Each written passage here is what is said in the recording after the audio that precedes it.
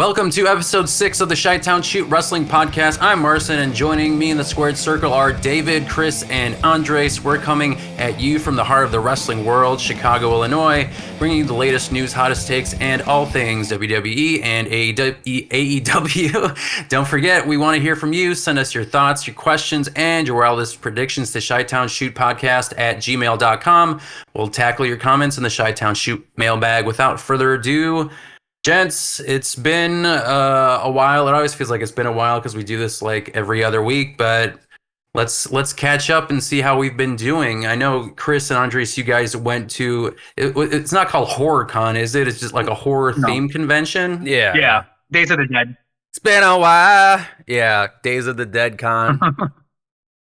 Yeah. How'd it go? It was cool. It was roughly the size of Combat Con. I felt that's essentially what the size was. But yeah, it was maybe even a little bigger. But yeah, the Combat Con was really tiny. But yeah, I'd say about that. Yeah. I mean, it was like they had the main room where you had like celebrities and shit essentially along the wall. All the merch was in the middle, and then there was a separate room for like panels, and I guess there was another separate room for like photo ops or some shit. But yeah, those are downstairs. It was cool. Yeah, no, it was cool. I've always wanted. I actually my first time going to a horror convention, so like, I was glad I went. You know, I actually got a free badge. A friend of mine literally like called me up the night before, and he's like, "Hey, someone's not gonna make it. You know, you can just take it." I was like, "Oh, okay, cool." Because I was on the fence about it, but I'm glad I went, and yeah, it was a good time. I finally got my experience in horror conventions. Was it bigger than Combat Con? Yeah, I would say, like I said, it was like slightly bigger. Slightly. Yeah, slightly bigger, more to do too, because Combat Con was like, you just go meet the guys, like the people behind the scenes, the actors, and then you had on the other side, I think there was like 2 or 3 tables and a couple sellers where this was like the whole thing, everyone's selling. Michael Ironside from Splinter Cell was there. I didn't know that. What? I wanted to meet him. Yeah. Mm-hmm. Yeah, I was gonna meet him, but he did cash only. I didn't have any on me. I didn't feel like hitting up an ATM and paying the fee either, especially in Rosemont. Cash on the grid, man. I know, but hopefully I'll meet him again because I absolutely love this Splinter Cell series, and I really like Starship Troopers too as well. He's in other things, obviously, but like I didn't know. I literally walked in. He's the first guy you saw when you walked in. I was like, oh my god, what the hell? Right on the corner, greeter, sitting down. Yeah, literally right at the door. Who else did you guys meet? Who else did you get a chance to talk with, or whose autograph did you get? Did you get any merchandise? Was a lot of just window shopping? You had that though. Yeah, no, I know. Well, me and Chris actually kind of were talking before, and we were gonna definitely hit up the Mortal Kombat movie Ninjas for sure. That was the thing we both kind of said we were gonna do, and he did. Mm-hmm. Right, Chris? You got to meet Scorpion. Chris Casamassa. And I was like, he's like, what's your name? I was like, Chris. He's like, oh, that's a good name. That's funny. I'm Chris too. Yeah, exactly. I'm also Chris. He's fucking jacked, dude. He is. Dude, he's very like, jacked for an older dude. I had to like look him up. I was like, how old is this guy now? And he's like 61 or 2. I was like, holy damn. So he was like in his like early 40s when he was Scorpion, basically. Yeah. Yeah, basically, yeah. That's crazy. Yeah. Wow. Yeah. Yeah, he met him, and then I went and met, like, literally the next table was Sub-Zero, the actor that played Sub-Zero. Francois. Right next to each other. Yeah. There was like a photo op, you can get both, but I didn't do it. I wanted to, but I was like, I'm kind of more about getting autographs and stuff. But both seemed really nice. Both were really cool. The guy that played Sub-Zero, like, told me that he, when he was filming the movie, he actually worked for WWF at the time as the lead, like, doctor for helping, like, rehabilitate wrestlers, but also looking at them if they get injured on the show, you know, like stuff like that. So he was like flying from wherever they were doing Raw. I think at that time they were just SmackDown SmackDown wasn't even around yet. The movie was like 95. Okay, so yeah, he would be wherever they were at, fly to California and film the movie.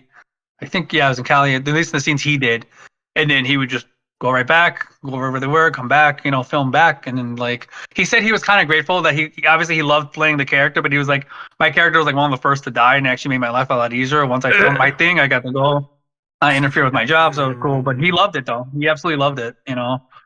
So that was his main job? How long was his tenure with WWF at the time? Did he say? Oh man, I don't know. I mean, I assume he was probably there for a while. He's actually. I think, right, Chris? He was probably older than the other guy, right? Yeah, he's 72. God damn. Yeah, he was. Yeah, he was significantly older. But I didn't really like ask. I remember just kind of like being a little nervous talking to him. But he was cool. He gave me a hug, and he told me he worked for WF, but he didn't like tell me like too long how long he worked for. I mean, for being the head guy though, that's pretty cool. How did he bring it up? Did you mention that you were wrestling, or were you wearing wrestling gear or something? No. What did I? Oh, I asked him if he came back because I wasn't sure if either one of them played Reptile later in the movie. Mm-hmm. And he's like, no, neither me or him didn't. That was somebody else. And I asked him, did you come back for any other project? Because I know the guy who did Scorpion came back for the TV show they had, the one that was based with Kung Lao, Conquest. I think. Conquest. Mhm. He played Takeda. And he I said no, think. he couldn't. Yeah, exactly that. But he said he couldn't fit it in the schedule because at the time, that's when he mentioned he worked for WWF. So I was like, oh, what? Like I remember like watching Raw and then seeing like the commercials for the movie too, at the same time. I was like, oh my god, that's crazy. Wrestlers he was treating or rehabilitating, like people he worked with. Did he say anybody? No, I didn't like honestly like I don't know, I didn't really like ask honestly. I probably should have. But at the time I was just kind of like get in, get out kind of thing. But they were super talkative Fair. to like anybody. I guess I could have like asked too because I was kind of like not knowing that. I was like, wow, that is pretty cool. You should have. I mean, they're in the twilight of their career. I'm sure they love just kind of talking about, their work and stuff. And these conventions, I'm sure, are part of their livelihoods now, just kind of doing the tours. Well, Yeah. Chris Casamassa, he's actually a very active martial artist still. He has like 5 or 6 schools. He's still practicing and still doing like tournaments and shit. And I was like, holy fuck. Where does he have his schools? Did he say? California. I was gonna say because I guess I was thinking of like the original Mortal Kombat cast. A lot of them are just from Chicago, but this is the movie. Yeah. No, Yeah. movie guy. That's Oh, cool. That's awesome that he's that active and he's in his 60s. Andres, you Yeah. should have splashed him with the element that gives life. Should be like, bitch. Psh. Oh, Just got like a bottle of That's- water and splashed them. that's the scene I got though in the photo is him doing that because I had to pick the photo. I was Yeah. Fuck like, oh. yeah. That was kind of the one I went with. I was like, there was a lot of good ones, and I was like, oh, I don't know, but like that one, I was like, that stood out more. So I was like, I'll get that one. So no, it was totally cool. Did they both have different varieties of like autographs you can sign? They just had like different shots from the movies, I'm assuming. Yeah, well, at least for their tables, they were just shots from the movies. Nothing than that. I mean, you could bring things too that they can sign, but that was mostly what they had available. Cool, that's awesome. What about you, David? What have you been up to these past 2 weeks? Life, nothing fun. Just life. Life, love, and fun. Live, Life. laugh, love. I mean, can't complain, right? Yeah. Well, we got Raw, tomorrow? We got Raw Yeah. tomorrow, and it'll probably be when this recording is out. We've been to Raw, but yeah, we're excited for Raw in Chicago. That should be exciting. I'm obviously excited to see CM Punk in an all-state arena setting with a sold-out crowd. That should be fun. You guys see my cat? Like right I there. see him now. he's very interested in. It scared CM the hell Punk out of me. I was like, and what is Raw. that? And I like told him, oh my God. And my cat just jumped on my lap right now, so she's just gonna be purring in the background. But yeah, I also nothing too crazy. I went to like a LGBT wedding expo because we're looking for like vendors, like videographers and flower people and that kind of stuff for the wedding next year. And it was also in a hotel. It was at the Marriott by Midway. And I thought it was going to be bigger because they had a longer list of vendors, but it was like 2 ballrooms basically. Oh. Probably about as big as Combat Con. But we got some good leads, some good photographers and stuff. So hopefully we'll get their contact information. But I guess that's enough of how we've been doing. I think it's time to jump into some wrestling. We kind of touched upon a little bit of wrestling with Monday Night Raw, but let's start the podcast off with AEW Dynamite and Rampage, which took place this past week. They didn't have Collision because you had this whole March Madness thing that's taking place. So they're like, you know what? Let's not fuck with that. We're going to avoid doing Collision. So they had a back-to-back showing of Dynamite and Rampage. Did you guys get a chance to watch Dynamite and Rampage this past weekend? Yeah, watch I the caught next. No, You watched it on Wednesday? Yeah. I caught the clips. I caught the caught clips both of them. after. What did you guys think? Just the overall impressions of this past Rampage. Now that we're 2 weeks in, I think, into the Osprey, Mercedes kind of era where you have all these big stars showing up.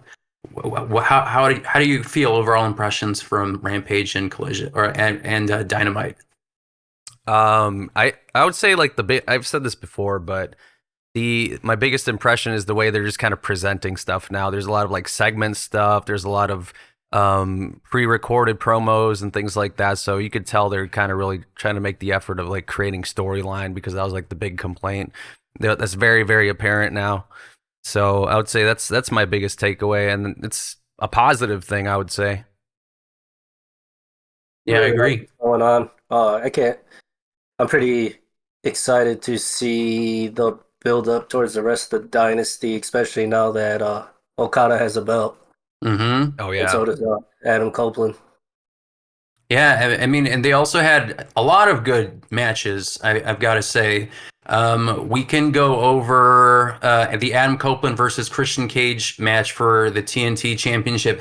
That thing was a banger, I got to say. The intro that Edge had coming out to his theme song, it was in Canada, and they started singing his song when he was in the ring, and it died down a bit. That was awesome to see. But the actual match itself was really good. I thought, I mean, honestly, I forgot who said this, because I was listening to a lot of people recapping Dynamite and Rampage, but they said it felt like, you know, Adam Copeland and Jay, I forgot his last name, but Christian Cage, it felt like their 10-year-old version of what they would want to do if they were main eventing a wrestling show in Canada, in terms of like the spots and the kinds of things they were able to do. Like they went pretty balls to the wall with this match.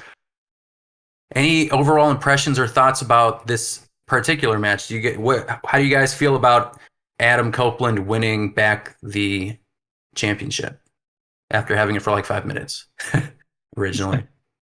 It's good for him. I really liked the Cope Open the first time around, and also when he worked with some of the younger guys in WWE right before he left. So I think he's doing a really good job of working with younger talent. Yeah, I'm looking forward to him just kind of like elevating some of the younger guys and just kind of seeing where that goes. I'm guessing it's not the end of the Christian Adam Copeland thing, but I'm just glad to see, him having a belt on him. I think that's just a cool visual. So well, I was going to say, you mentioned like it's going to, potentially involve younger talent that he can work with. Do you feel like what are the immediate next steps? Where do you see this going after this match? Do you feel like they're going to perhaps end this rivalry at Dynasty? Do you feel like it'll stretch out for a couple of more months? I mean, I feel with like this rivalry, probably till All In, to be honest, because it's just too big of a feud between Adam Copeland and Christian to just kind of like, all right, well, that's done. Because I mean, like, who knows where Christian kind of goes with this whole thing? Because I mean, his whole gimmick of the patriarchy and stuff was based around this belt. So I mean, they need to really just find a way to conclude it in like a seamless way, because I mean, just having him what does he do at this point is I guess the question. I agree. And that Dynamite, I'm sorry, Andres. Oh, there's the funny thing I saw where was it like Edge like threw a jersey at Christian, and they didn't cut the camera away in time. You see Christian actually like putting on the jersey. Mm-hmm. Yeah. When he put the Maple Leafs on, and I forgot which one he had, but yeah, that was a funny thing too. I was like, oh, like you said, it was kind of like their version of doing it if they were main eventing something. So totally see that. It was a really fun match. And there was the Toni Storm, Mariah May versus Thunder Rosa and Deonna Purrazzo. It feels like, I feel like Thunder Rosa's going to start getting her momentum back after that match, because Toni Storm, lost, which was good. And there seemed to have been some beef with Deonna Purrazzo and Thunder Rosa. So I'm not sure if this will be Tony Khan's way of perhaps inserting both of them into the title picture, and maybe it's like going to be a triple threat. Because Thunder Rosa or Deonna Purrazzo was upset with Thunder Rosa with that pin. Did you guys? How do you guys feel about this beef that they're building? And do you feel like that's where the women's title is going in terms of the next feud for Toni Storm? Yeah, it's definitely going to be something between Thunder Rosa and Deonna for, I'm guessing, till Dynasty, and then, or maybe it is going to be a triple threat. Like I could see that happening because they have to have some kind of a women's title match, I'm guessing. So I could see it being like a triple threat of some kind, maybe a fatal 4-way. Somebody else gets interjected. So yeah, for sure. I mean, they have to still build the card. I don't think there's a match yet for the women's title, so it's probably going to be some kind of a triple threat match, is what it seems like, or a fatal 4-way. That's fair. I could definitely think so, yeah. Awesome. So you had the Toni Storm Mariah May match. Do you feel like Toni Storm is going to lose the title anytime soon? Let's frame it that way. Do you feel like? Yeah. Not till All In. I'm guessing like All In or All Out is when she would drop the belt, if she was going to drop it. But maybe not. Maybe she's like going to reign. Maybe she'll be Roman Reigns or whatever. Hold it for like 4 years. Yeah. No, I can see her holding on to it a little longer too, to like a bigger show and then dropping it to have a bigger build up. Like you said, it could be with Thunder Rosa, it could be someone else, but I think they got a good thing with her being champion for now. You know, I think it's going okay. Now with the women's wrestling, we can roll on to the Mercedes Moné promo. I think you, David and Chris, you got a chance to see it because you watched Dynamite. Any initial thoughts about her promo? Do you feel like that immediate follow up with Willow? That feels like that's where that's headed. The feud is going to be between Willow and Mercedes, right? Or do you feel like it's more of some kind of red herring or teaser? Because I feel like it can't be any more obvious than you had I believe it was Julia Hart and Sky Blue, right? Or am I hallucinating that came in? So you had Willow Nightingale holding a chair, about to hit her in the back, and then she was still holding onto the chair as Mercedes turned around. And I'm assuming they did that on purpose. I didn't think it was initially. I thought maybe it was a timing issue, but I guess they wanted her to see that. Oh, I still have some beef from you. From New Japan. Where do you feel like this feud is going with Mercedes? And what did you think of the promo? Did you like it? Did you think it was pretty meh? I mean, it was a fumble. I mean, she forgot, like, she tried to save it, but she was like talking about TBS champion. Who was she talking to? But she didn't realize that it was Julia Hart. She mentioned somebody else. Oh, Sky Blue. She was like saying something about it. She caught herself, and then she meant like the TBS champion, Julia Hart or whatever. So I mean, there were a couple fumbles there, but I mean, like, but people will take that and they're gonna run with that. I'm sure people have. I haven't like read on Twitter or anything. They're like, oh, was it worth having this person for this kind of money if she can't even cut a promo or whatever? Drag her ass or whatever. But I could see. Probably just nervous. Yeah, but I mean, still, like, if you're gonna be the CEO, like, yeah, that's not a good look. But whatever. All right, like, I like her. I could see the Willow versus her doing it, like for the belt or whatever, for the TBS belt. But I don't know. Guess we'll see. I thought just have a match and get it over with. Yeah, as like an introductory match. Yeah, because there wasn't really a build to her New Japan match with Willow, and just from that, it's like if they keep building on it, it's like then they're gonna have to stick to it and do something. But if they just have a one-off, it's like, okay, whatever. Yeah, I feel like it's going to be an extension of that because they're like, well, this existing rivalry is there, and it wasn't entirely finished, and that was partially because of the injury. And now that we have them both in AEW, we can finish this rivalry and kind of use it as an introduction to Mercedes, and also have her, do her in-ring debut and show off what she can do after her injury and what it looks like in AEW with Willow. So I think it's going to be. I think there's going to be a feud with them for a brief second, and perhaps she'll be in a feud with Julia Hart afterwards.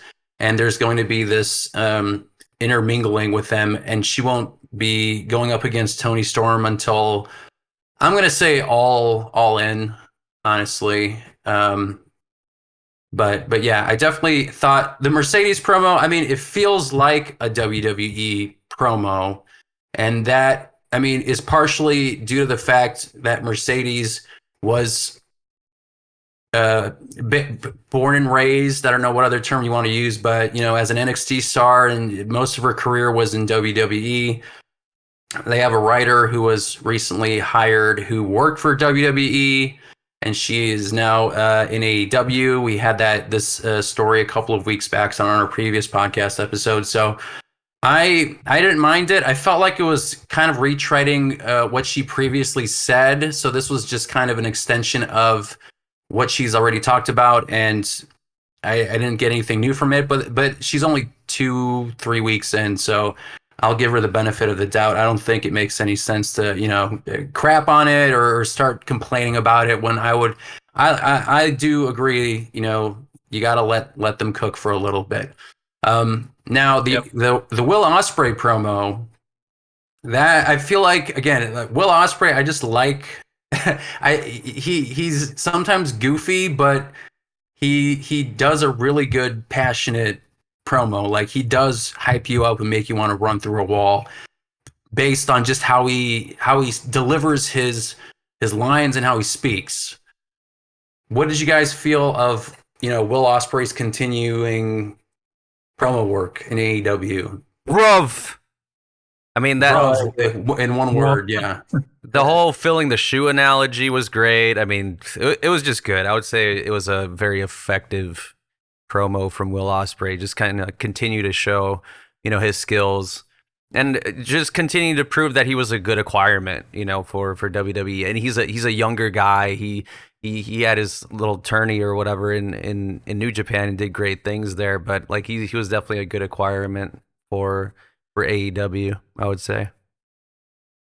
Absolutely. His overall ring work too, and his mic, that all works well together, So he's like a good overall great package, and a good wrestler and a good talker. So it's awesome that he's there, and something I like the promo he cut too. So yeah, I like him as like that scrappy loudmouth, worked his way up type dude. Yeah. Yeah, like he's got a kind of aura of happy to be here, but it's not like a Rocky Maivia smiling, I got my girl's bicycle arm wraps on, I'm just kind of hitting the crowd. It's a happy to be here, but he also pairs it with that kind of scrappy underdog. He just got out of the bar and he could beat the shit out of you kind of attitude, and his in-ring work, I mean, speaks for itself. Yeah, so, exactly. Really, really good stuff from Will Ospreay, and I'm looking forward to that match at Dynasty. Man, there's so much wrestling in April. It's kind of crazy. Right. Holy in terms shit. of like just pay-per-views and events that we're attending. We have that New Japan show. I forgot about that shit. So we'll go through the rest of the card, and then we'll jump into the next topic. So we had Hook versus Jericho, and that was also a really good match. And Chris Jericho did a really good job putting over Hook. And I mean, a person in that stature, I mean, that's what you should be doing when it comes to your position within AEW, is putting over younger talent like Hook. And they delivered a wonderful match, and Chris Jericho's speech about Hook, I thought was really beneficial for him. I felt like it elevated him more. We had Eddie Kingston versus Kazuchika or Okada for the AEW Continental Championship. And I don't know where I'd put this if I was comparing it to WWE, but I'm going to assume it's kind of like an Intercontinental Championship. And Kazuchika Okada wins. He wins his first title 2 or 3 weeks in. Good. What do you think? You said it was good. Elaborate on that. Why is it good? I mean, I think just because like you make a big deal about his name, and he is a big deal, and he was such a huge guy in New Japan, like the John Cena of New Japan, or whatever you want to say, or Ric Flair of New Japan.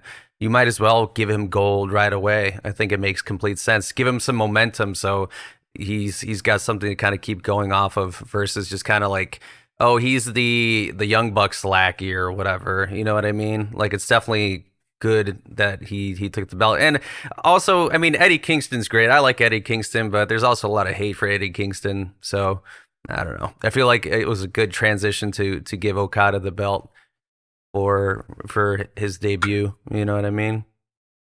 Yeah.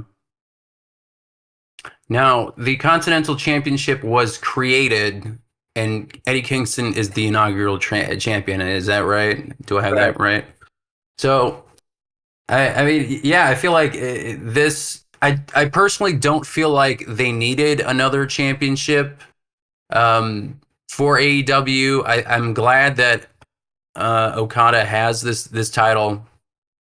But again, it's just my complaining about, having new belts when I feel like it kind of diminishes the prestige of them. But maybe you think differently. What were you gonna say? I mean, the main issue is just getting the Ring of Honor stuff like off of Dynamite. Like, that's the main thing they need to do. Like, you'll still have these guys kind of pop in and out with these belts on them. So just the visual of all these belts being on TV diminishes. But I also say, just because of the caliber of Okada, I think he can bring a lot to the prestige of the belt too. Because Eddie Kingston, yeah, sure, he's he can be a fan favorite to a certain sect of fans, but there's not necessarily any prestige added to the belt. You know what I mean? Because he's still kind of that guy that's trying to prove himself with as far as his legacy goes. But Okada is a proven legacy, so he definitely adds way more to just at least the belt itself. So I would say it was a really good move to take it off of Kingston and have him rehab himself as far as his character goes and all that. Mm-hmm. Would you guys say it brings more prestige to the belt too, having someone of that caliber holding it? Kind of like how, like, when you would watch like the old WWF days when like Shawn and Bret Hart were going at it, you had The Rock and Stone Cold going after the Intercontinental title. Would you say it's kind of like that caliber, or you have For sure. legendary wrestler like that? Okay, cool. For sure. And I was thinking the same thing. I was thinking that too. then the Continental title, I guess it's gonna keep staying under Continental Classic rules, so it's supposed to be like really clean matches. So I think it'll fit Okada well. Interesting. Yeah, I mean, to your point, Andres, I think what my opinion is, because you're comparing it to that WWF title, it's because you have the AEW World title, then you have a TNT Championship, you have a Continental Championship, and an International Championship. So you have these 3 additional singles titles. So for me, in my monkey brain, there is this prestige in things like you add the concept of power is determined by us as a species and as a society, and we determine what his prestige is and what isn't. But I feel like if you have a big title and then a mid-card title, and then you have, tag titles, which are their own thing, but in a certain sense, a lot of people view tag titles as kind of like third tier. I feel like if you have a big title, a mid title, another upper mid title, I guess, like for me, I'm like, well, now I'm confused about who's better, because you have a Continental, Intercontinental, TNT. You know what I mean? So I feel like it just kind of diminishes the prestige or the stature of that person holding the belt, when I don't know if you're better than this guy or this guy, because you got a belt, you got a belt, you got a belt. And the rules towards them. And I mean, I guess David, you mentioned that these are going to be under specific rules, but Just the Continental. Yeah, well, with the Continental at least, but from what I've seen so far with AEW, at least I feel like those rules aren't even going to last that long, purely based on even like the rankings that were introduced in January. I feel like he already tossed those out silently in the past month and a half, because we have people vying for titles, and I don't necessarily think it has anything to do with the rankings that existed. So that's kind of my little rant that I keep bringing up. But we'll keep going down through. We have the Butcher versus Swerve Strickland. That was kind of, I think, a match for Swerve Strickland to reestablish himself again and kind of keep building towards another opportunity for the AEW World Championship. Do you guys have any thoughts about that specific match, or where do you see Swerve Strickland going from here after that match with the Just Butcher? a quick, easy win Easy. just to push him up the non-existent rankings. Yes. It was good to see Butcher on TV again. Yeah, I mean, I mean, I haven't watched it too closely, but it seems like he wasn't on TV for a while. Yeah, it's definitely been a minute. Was the Blade in the ring too? No, I don't remember seeing the Blade. It was just the Butcher. it was just their intro that had both their names flash. No Bunny though. We had a bunch of other. I'm going to be using these interchangeably between Dynamite and Rampage because that's how I listed them. But we had Orange Cassidy and Trent Beretta versus the Don Callis family, and specifically Powerhouse Hobbs and Kyle Fletcher. Also a good match. This is for the tournament for the currently vacated AEW Tag Team titles. Who do you think is going to win the tag team titles at the end of this entire tournament? Do you guys have any favorites? Because we saw that Cassidy and Trent Beretta won, beat the Don Callis family. They move on. Do you guys have any predictions for who actually captures these belts? Young Bucks. Yeah, I think the Bucks are gonna get it. Yeah, just so they're It's just going to go back to them. showered in gold. I mean, I feel like they need it, especially they do and they don't. I feel like it'll be a nice underline on what they're currently doing with their current version of the Elite, because you have Okada, who debuted and within 3 weeks wins a title, and then you're going to have the Young Bucks, who I also agree, should win the tag team titles and treat them as the top, threat or people on top of AEW. I think that's the smartest thing for AEW to do with the tag titles.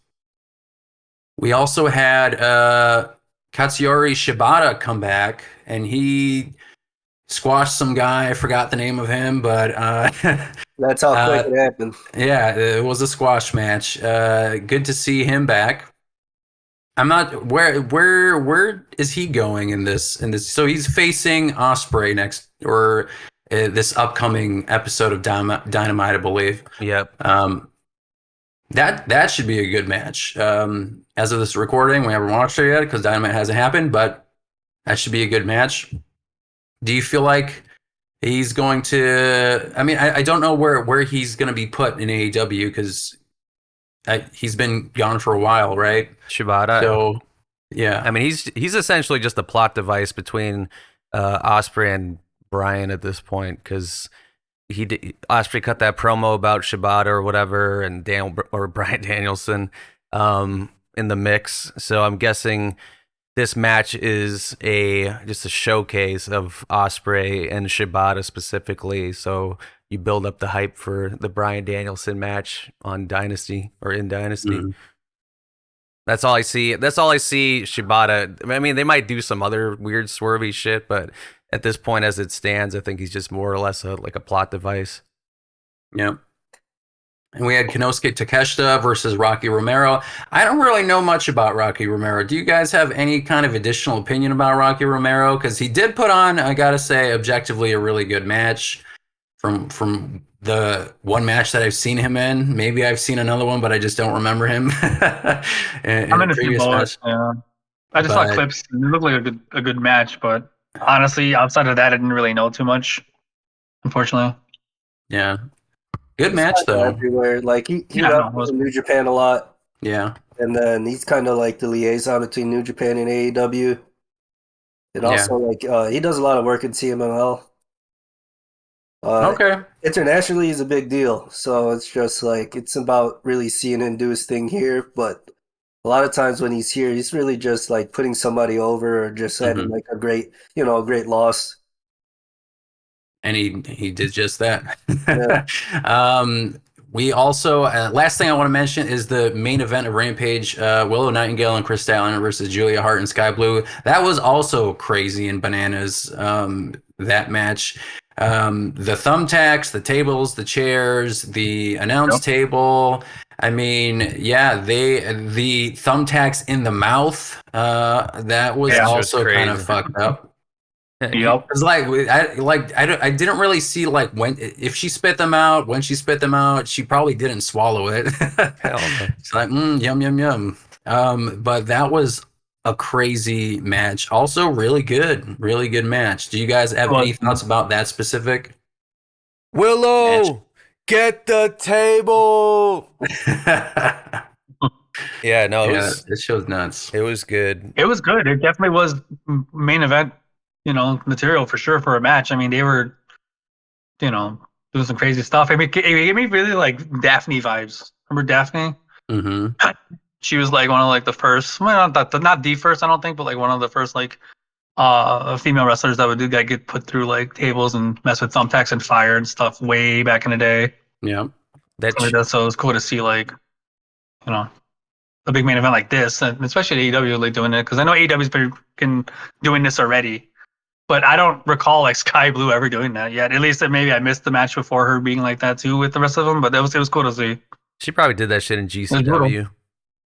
GCW Probably, and all yeah. that. Yeah. I mean, it's fun to see the dichotomy between like Willow Nightingale's persona, like her theme song is like, Happy-go-lucky. yeah. And then you're like fucking thumbtacks, power bombing people through tables and shit. Like I kind of enjoy that. I'm surprised they didn't do that when Makioto was still there, because she does a lot of like death matches too and stuff like that. She's like cutting people with like pizza cutters and stuff, and like picking their blood up off the floor and putting it on her own face. And she's this little like idol Japanese like character, But she comes Kind in of triggered screaming, this throwing one story that F-bombs. I forgot about AEW, but what was that?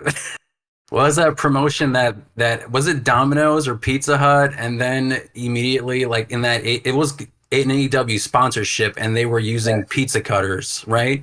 Yeah, it was the death Yeah. match between Jericho and Nick Gage. And, That's what it was. and Nick Gage cut Jericho with the pizza cutter, and then right after that, they cut to a Domino's commercial. Nice. And just Like showing this marinara sauce, buddy. players. I'm curious how many pizzas they sold after that match. And that was like the Domino's whole pissed. controversy. I know like people were up in arms, but I thought that was kind of funny. Domino's is pissed. They were pissed. And you never saw a Domino's commercial again. Nope, Little Caesars. Right. No. Yeah, now it's Little Caesars or Papa John's. They're more Papa their John style. specifically. DiGiorno. Oh man. There was one spot that really stuck out was the when they put whoever put Julia Hart in that like in between like the chair and she like slammed her ass and she like it just still was like upright when she put her down on the chair. That was I think it was interesting. Statlander. Yeah, that was interesting. But that was a good match, really good match. Honestly, yes. Me watching a Dynamite and Rampage and these past 2 weeks I've been watching, it's maintained my level of interest. So I think that's good for AEW. And their ratings have been steady. And the Edge match, basically the entirety of Dynamite had a steady rating with Edge.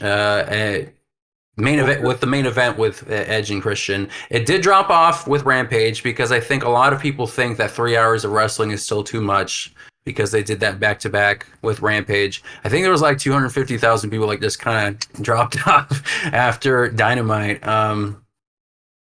But honestly, I think it just got it has to keep snowballing and going up. And I think there's this energy that feels like it's going to. I don't think it'll ever reach the heights of WWE, but I think it'll be a really good second choice alternative, but also like a more resounding alternative. Like right now, it was a little bit wishy-washy in terms of just attendance and stuff. So I think it'll be steady attendance, a good alternative. And honestly, I just wish the best for them, because an alternative for wrestling, for wrestlers, for fans is always a good thing. Absolutely. But let's finish that off with AEW, and let's move on to WWE. And we are going to be focusing on the Slammy Awards. We're going to be focusing on WrestleMania 40, because next time when we are on a podcast, it'll be night 2 of WrestleMania 40. So this is the show where we're going to discuss the match card, our predictions. Where do we think it's going to go? What's going to happen? Are there any additional matches that are going to be introduced? This is the episode. So the Slammy Awards were a staple for like 3 separate eras. Basically, they had it in the 1980s, and it was kind of a vehicle to introduce, sell the WWE like music, the theme songs. A really specific segment that I remember DX used in 2006 with Vince McMahon, Hulk Hogan on bass, Macho Man on the trumpets. He called it. I think it was called "Stand Back, Stand Back." Stand That's where it's from. Is the Slammy Awards? That was I didn't know that. Yeah. I remember that. I remember that segment though. I love that segment. Well, Vinnie Mac did that dance. Yeah, the fucking Yeah, gyrations and the little like that. You know that no one else gave him that script. That man created that segment himself. He choreographed it himself. That was entirely from that crazy ass mind of Vince McMahon with all the wrestlers. Who, and also, by the way, Hulk Hogan actually was playing bass on that. I don't think Macho Man was doing the trumpet, but Hulk Hogan was definitely doing some bass in that segment. Former bassist of Metallica, dude. Hulk Hogan, yeah. That's what he says. That's what he likes to say, brother. But the Slammy Awards have been a tradition. They've been on and off. They were on during the 80s. There was a brief pause. They had them during the 90s. If you guys are following our social media channel, I actually highlighted the 1997 Slammy Awards, which took place in Chicago at the Westin Hotel, which I don't know if it exists anymore, but it was the lead up to WrestleMania 13, and that the biggest match of that night was Stone Cold Steve Austin versus Bret Hart. That's the famous one where he didn't tap out because he was bleeding so much. And he passed out in the ring, and then you basically had the heel face flip in that match. So that the Slammy Awards then went on a hiatus for a little while, and they didn't come back until 2008 or so.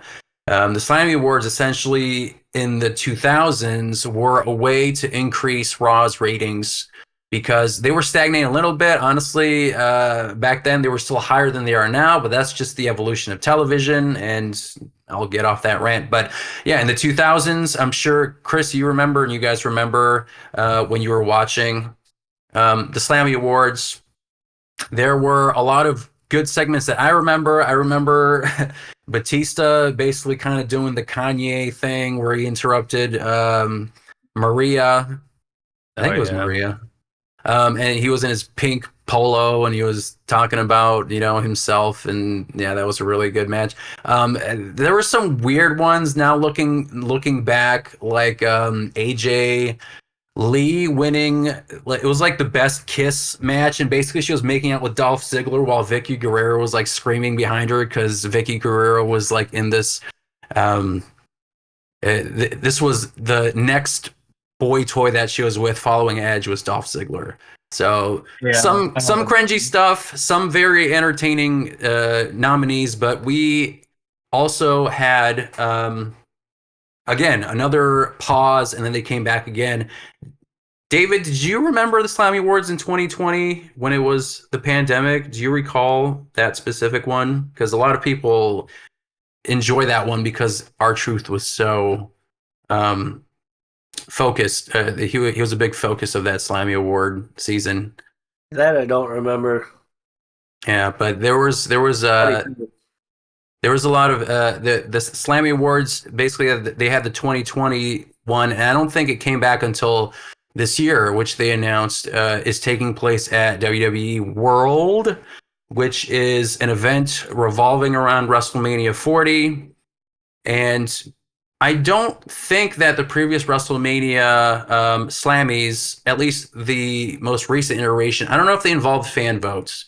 Maybe they did, maybe they didn't. But this year, they made a focus of it being chosen by the fans, which I think is the right thing. I know the Slammy Awards were an additional vehicle to progress storylines, but I think you can do that while also having the fans determine the winners, which I think just makes a bigger involvement for the fans, and they'd enjoy it. So WWE revealed the nominees for this year. There are 11 entries. You can vote, and I also voted as soon as they announced it. And then, David, you showed me the link because I thought it was just like the nominees. So I clicked it again, and I voted for my versions. But they have a number of categories this year. They have Female Superstar of the Year, Male Superstar of the Year, Best Entrance, Return of the Year, Faction of the Year, Rivalry of the Year, NXT Superstar of the Year, Match of the Year, OMG Moment of the Year, Social Star of the Year, and Breakout Superstar of the Year. So we'll go down the list here, and we're going to talk about the nominees and who we think should be winning this specific award. If you guys feel like none of them deserve it and there's someone else you feel like deserves it, let the people know, because I think that's also pretty entertaining. But we'll start with the Female Superstar of the Year. So our nominees for this year are Rhea Ripley, Bianca Belair, Bayley, and Io Sky, and Becky Lynch. Personally, I think that it should be Rhea Ripley for obvious reasons. She main evented the Elimination Chamber. She's been completely dominant with her championship.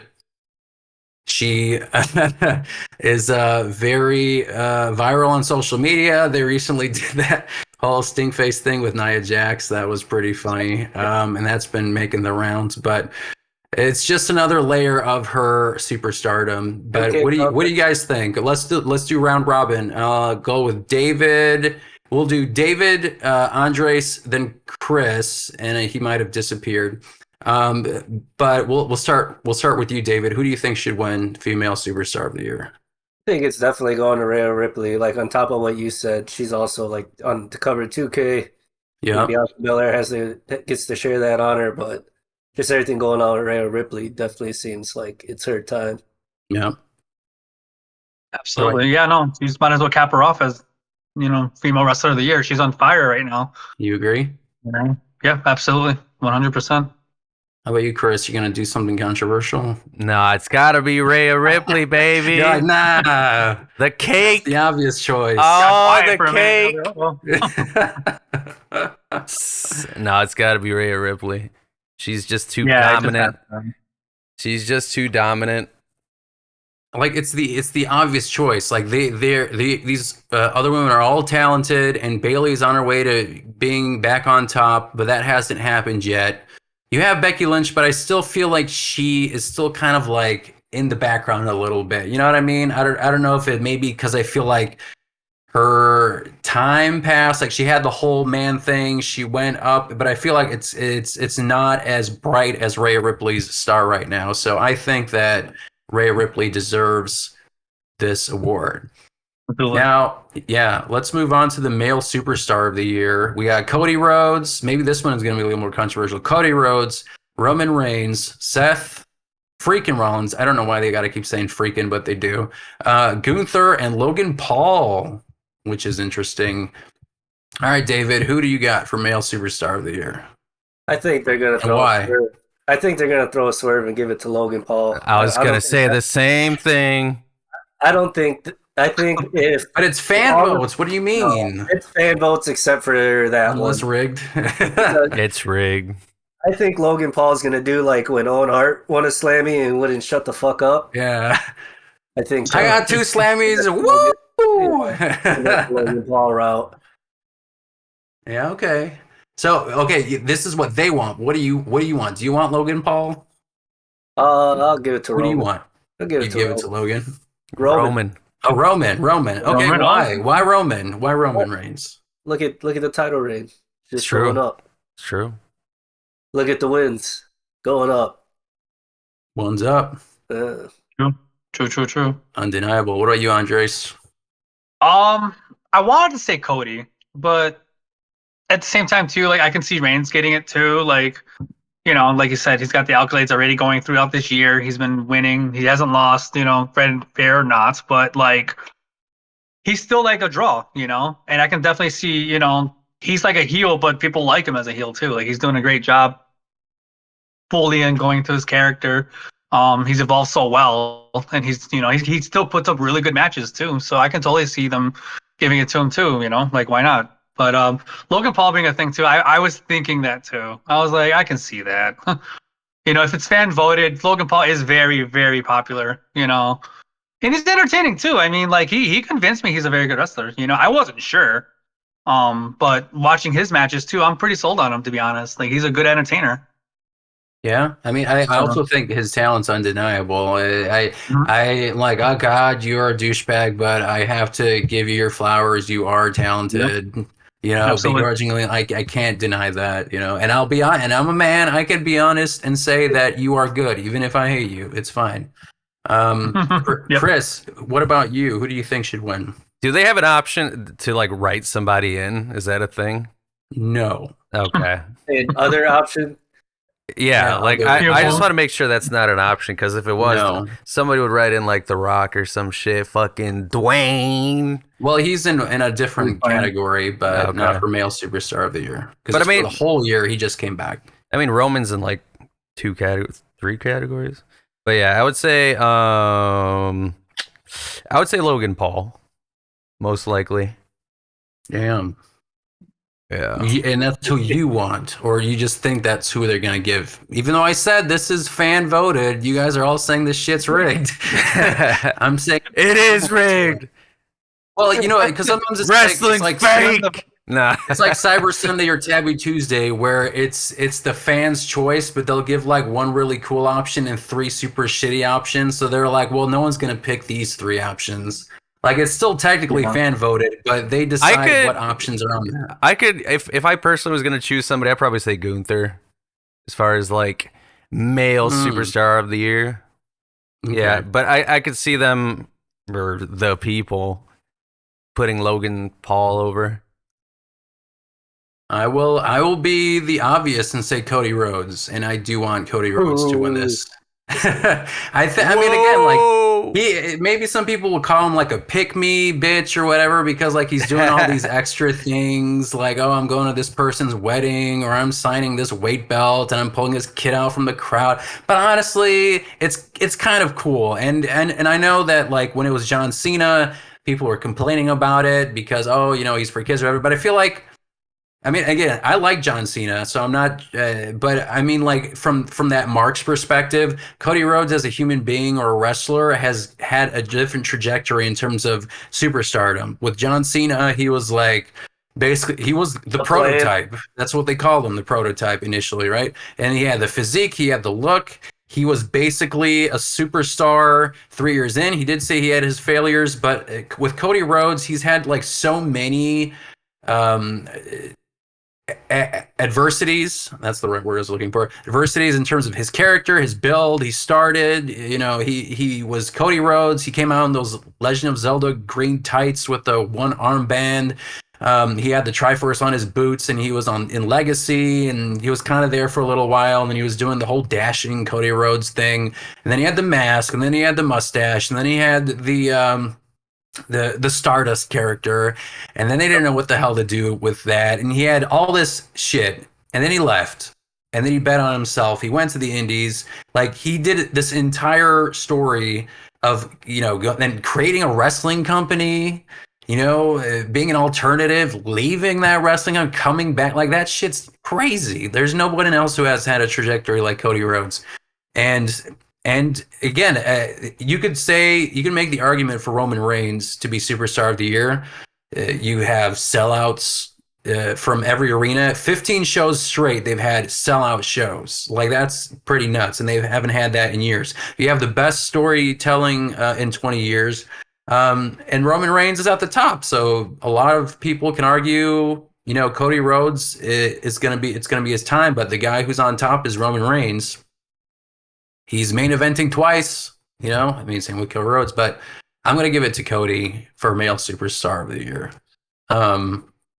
And I hope he wins. We'll see. We'll see, because I think they're streaming it. I don't know if it's only specifically for fan events, but that'd be interesting to watch live, because I think they should also be doing those speeches and kind of tying in their storylines. But we'll move on to best entrance. So the song, the fireworks, the gravitas, when you hear that first note, you got six. You got 8. And there's one, they specifically specify which one from Dominic Mysterio. So you got Cody Rhodes, you got Roman Reigns, Bianca Belair, Seth Rollins, Rhea Ripley, Becky Lynch, The Rock, and then Dominic Mysterio, specifically WrestleMania 39, and that's the one where he came out of a cop car. Being the guy who said he was from the Slammer, which I think is still like the best thing that he's done. That shit's ridiculous. But let's start from the top. David, who do you think has the best entrance out of these guys? It's going to Dirty Dom. Yeah. It's going. Yep. That shit was hard. Hard. Once again, whether or not we vote for it, it's going to Dirty Dom. Especially because they specified WrestleMania 39 entrance. Everyone else could have had a specification, but they didn't do that. Yeah, everyone has a good WrestleMania entrance, really, right? Like, just another tool to throw a Slammy in somebody's face and be like, "Look at me." Well, what about you personally? So, do you still think it should be Dominic? Yeah. Okay. Give him something to work with. Yeah. How about you, Andres? It's a tie for me. It's either between Seth or Cody, because when the crowd is really into the song where they're singing it back, that interaction already alone is like the whole arena is with you in that song. Like, and they know you by that. So you get the pop when it plays, and then they're actually still into the song to where they actually won't even cut the music because they're just standing there like awing in it, or they're singing with the crowd too. So, if I had to pick one, I'd probably say Cody. Okay. Like, people are literally going the whole. Whoa, like it's cool. I love that, because the one thing about being a big wrestler too, you got to have a song that pops too, That's why all these big guys have them. So like, and Cody's up there now, and he's got one of the most interactive songs with the crowd. So I'd say between Seth and Cody, but I think it's gonna be Cody. That's that detail with the whoa thing, I think, so I don't know who pointed out. It was somebody on X, I'm sure, but the whoa thing is in every single iteration of his theme song that he's ever had. The whoa part. There was like a remix. He started with like, whoa, ain't no smoking meter, blah blah blah, and it kept, that specific part kept showing up. But like, this song wasn't created specifically for him, right? Yeah, it was. The band make it. It was. Yeah. It was well, there you go. That's pretty nuts. So he has this, the creativity is like firing on all cylinders with him. Like, he knows his character and what he wants, which again is another thing of a top tier superstar. But Chris, what about you? Our Lady Peace. When you hear that, nah, I'm just kidding. Chris Benoit's not a nominee. Sorry. Can we set the record straight though? Is it Rhea Ripley, like you keep saying Rhea, or is it Rhea Ripley? Which one is it? I forgot how she says it, but I'm gonna say Rhea Ripley. But you be saying Rhea Ripley though. But anyways, I use it interchangeably. Okay. I mean, I would say my heart says Cody Rhodes, but I feel like The Rock is gonna somehow like take over, interject himself somehow as being the TKO final boss man and make himself win it. Mm-hmm. You know what I'm saying? I thought that too, because like his song, man, when it hits, like literally the whole electricity goes through the arena. When I went to Raw 1000 and he came out, Yeah, literally. He's gonna be like that entrance was like boom, like everyone like just jumped, screaming, like everyone. It's But iconic. I don't know. he's It's gonna be iconic. like, No, that's weird. it doesn't matter who you vote for, and he just takes that shit out of whoever's hands. Trophy. That'd be fun. But I feel like if you're gonna have like the best song or entrance, I'd say you need lyrics too, though. That's the one thing where I think Cody would win. Yeah, Cody for sure. The crowd I know. sings it. I know personally, me in the gym, I've been listening to that shit like at least over 100 You times did at this karaoke point. too. Yeah, karaoke. You did karaoke at your house Yeah. last time we were all there. Too good. It's too I didn't good. realize how long of a song that was either. I'm like, The damn, Green Day Master. Chris is on it though. Yeah, that was funny though. It's good though. Chris, the Green Day Master. Dude. Oh yeah, and he did read for a while. Yeah. Doing duos with Stay longer. Nista. I left. I was like, I gotta go. Got a whole Green Day medley. That was funny. I'm going to be a little controversial, or maybe it's not controversial, but I'm going to pick Roman Reigns as the best entrance because I still feel like his entrance is very... like The Rock says final boss, but the Roman Reigns... Honestly, up until The Rock, because now I'm not sure about Roman Reigns' entrance since The Rock showed up, it kind of feels like that energy got diverted into The Rock.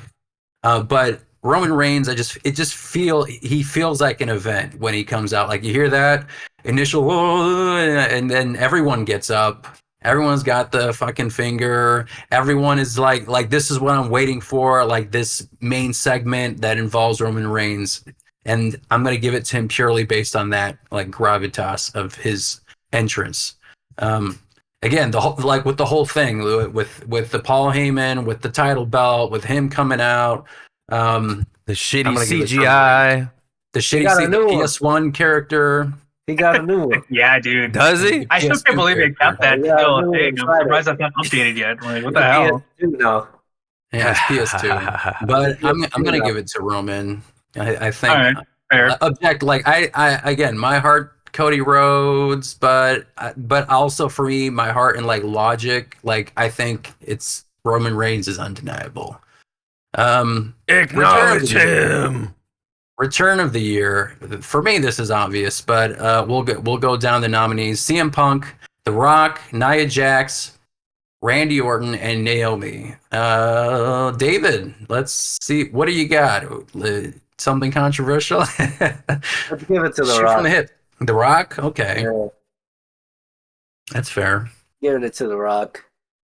No one expected him to be back, and then better yet at this capacity.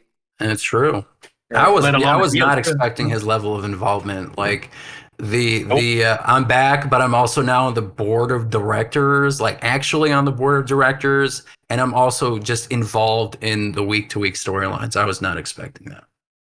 That's a good choice. I think he's shown up more than CM Punk before. He has more than Roman Reigns. Actually, he's shown up more than Roman Reigns this year. That's funny. He's not confirmed for Raw, is he? No, he's confirmed for Brooklyn. So for April, for the Raw before WrestleMania, but not for tomorrow. But who knows? He might surprise us because they're like, well, CM Punk is enough to sell out the crowd. Maybe we'll keep some surprises, but we'll see. What about you, Andres? Like my heart probably go with like Randy Orton. I mean, he was gone for a while, had a bad injury and stuff like that, came back and stuff, and it was cool he was in better shape than he's been in like probably ever. I mean, he was like jacked too, Yeah, it was a great match. That's nuts. Yeah, he looked amazing. I was like, wow, like good for him. And he came out, and then like, yeah, I know. I probably feel though it's gonna probably maybe be. I don't want to say, but it probably will be Punk too. Don't let me Maybe persuade Punk you, will man. win. No, but I don't know. I feel like because his reaction was good too. I mean, like he had a really good. That was even more unexpected than anything. I feel Well, they like even we knew he saw was my going to reaction. They were like almost falling asleep, and I was like, What? Everybody else.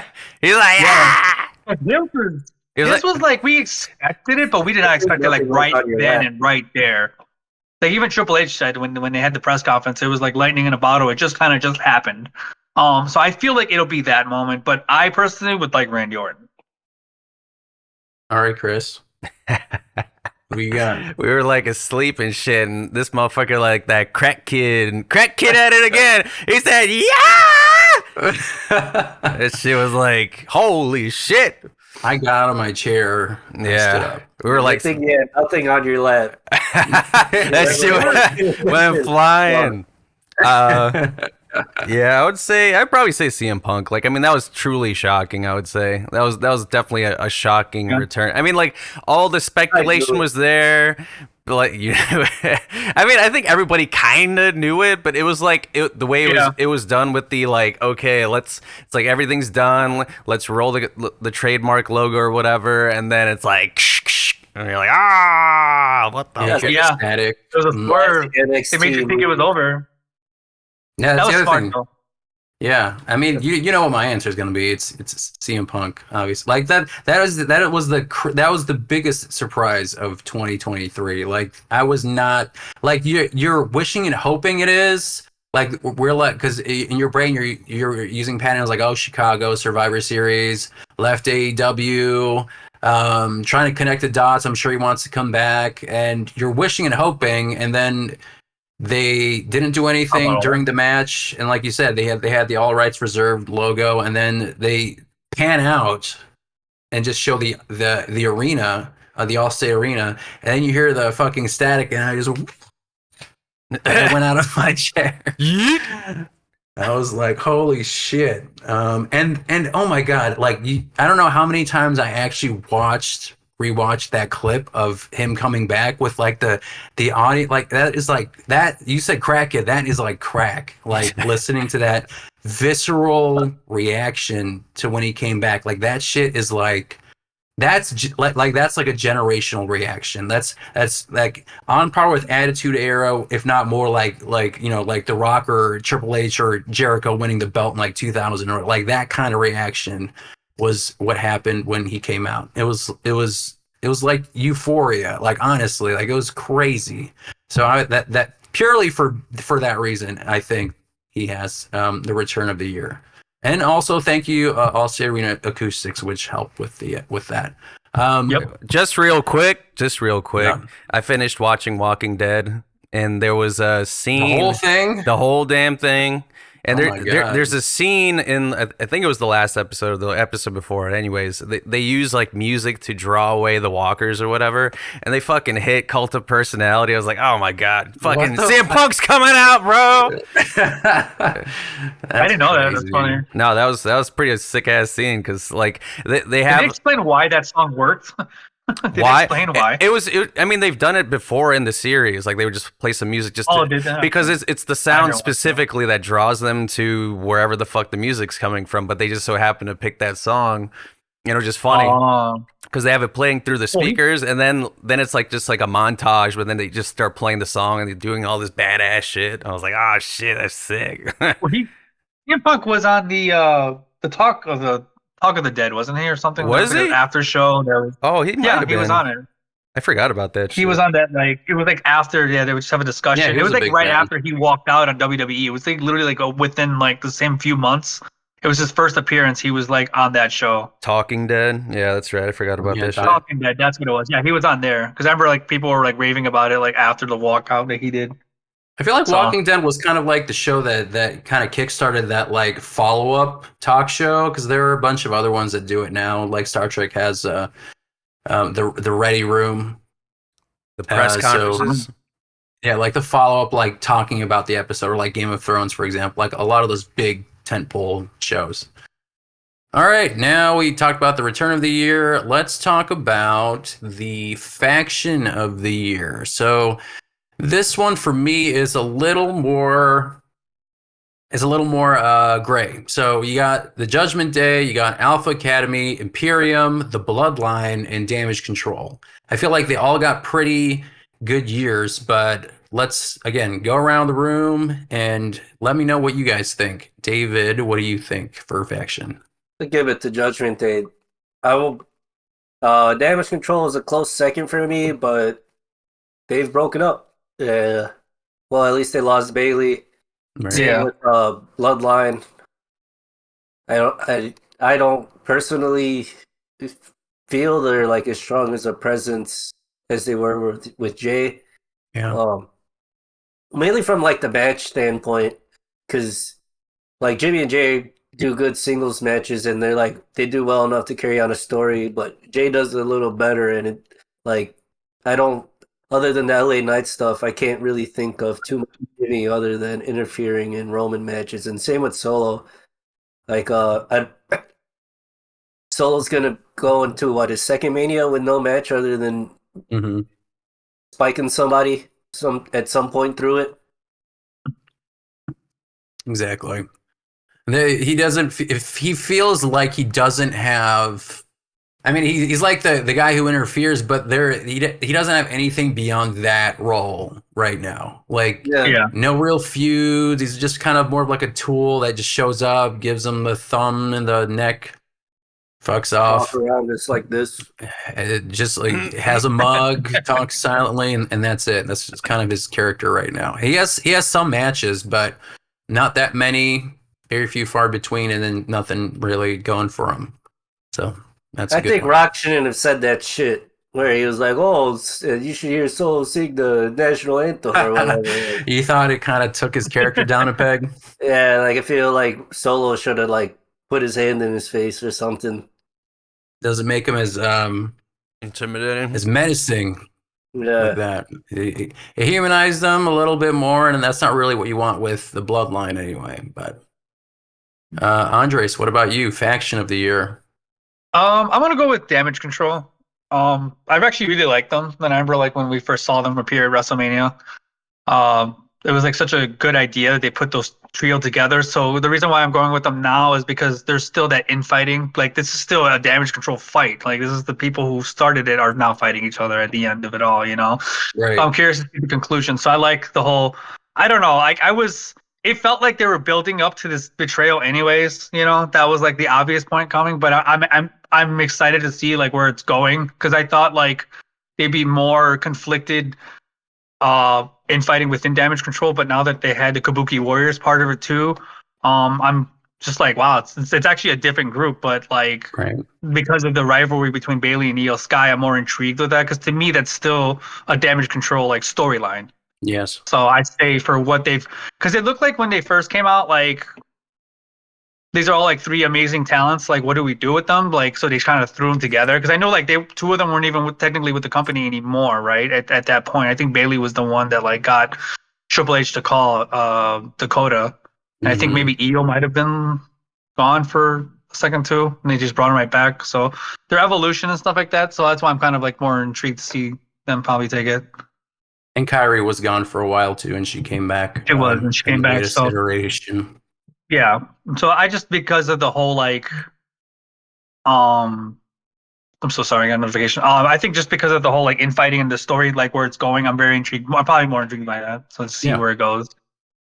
That's fair. What are you, Chris? Faction of the year.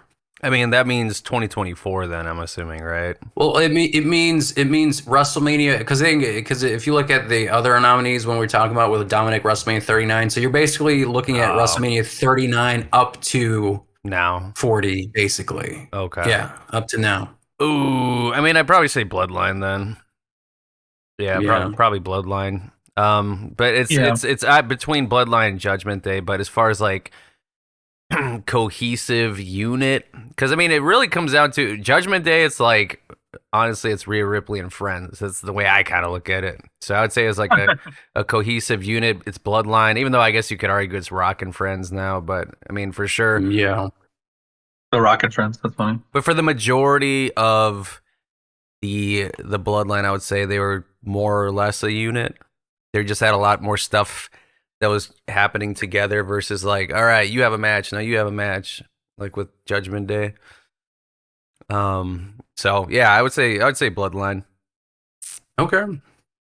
Yeah, I mean that's a good choice. I think I was going to lean towards Bloodline because of the dominance that they had at WrestleMania 39, and because this time window includes that WrestleMania, that's why I would kind of lean towards the Bloodline.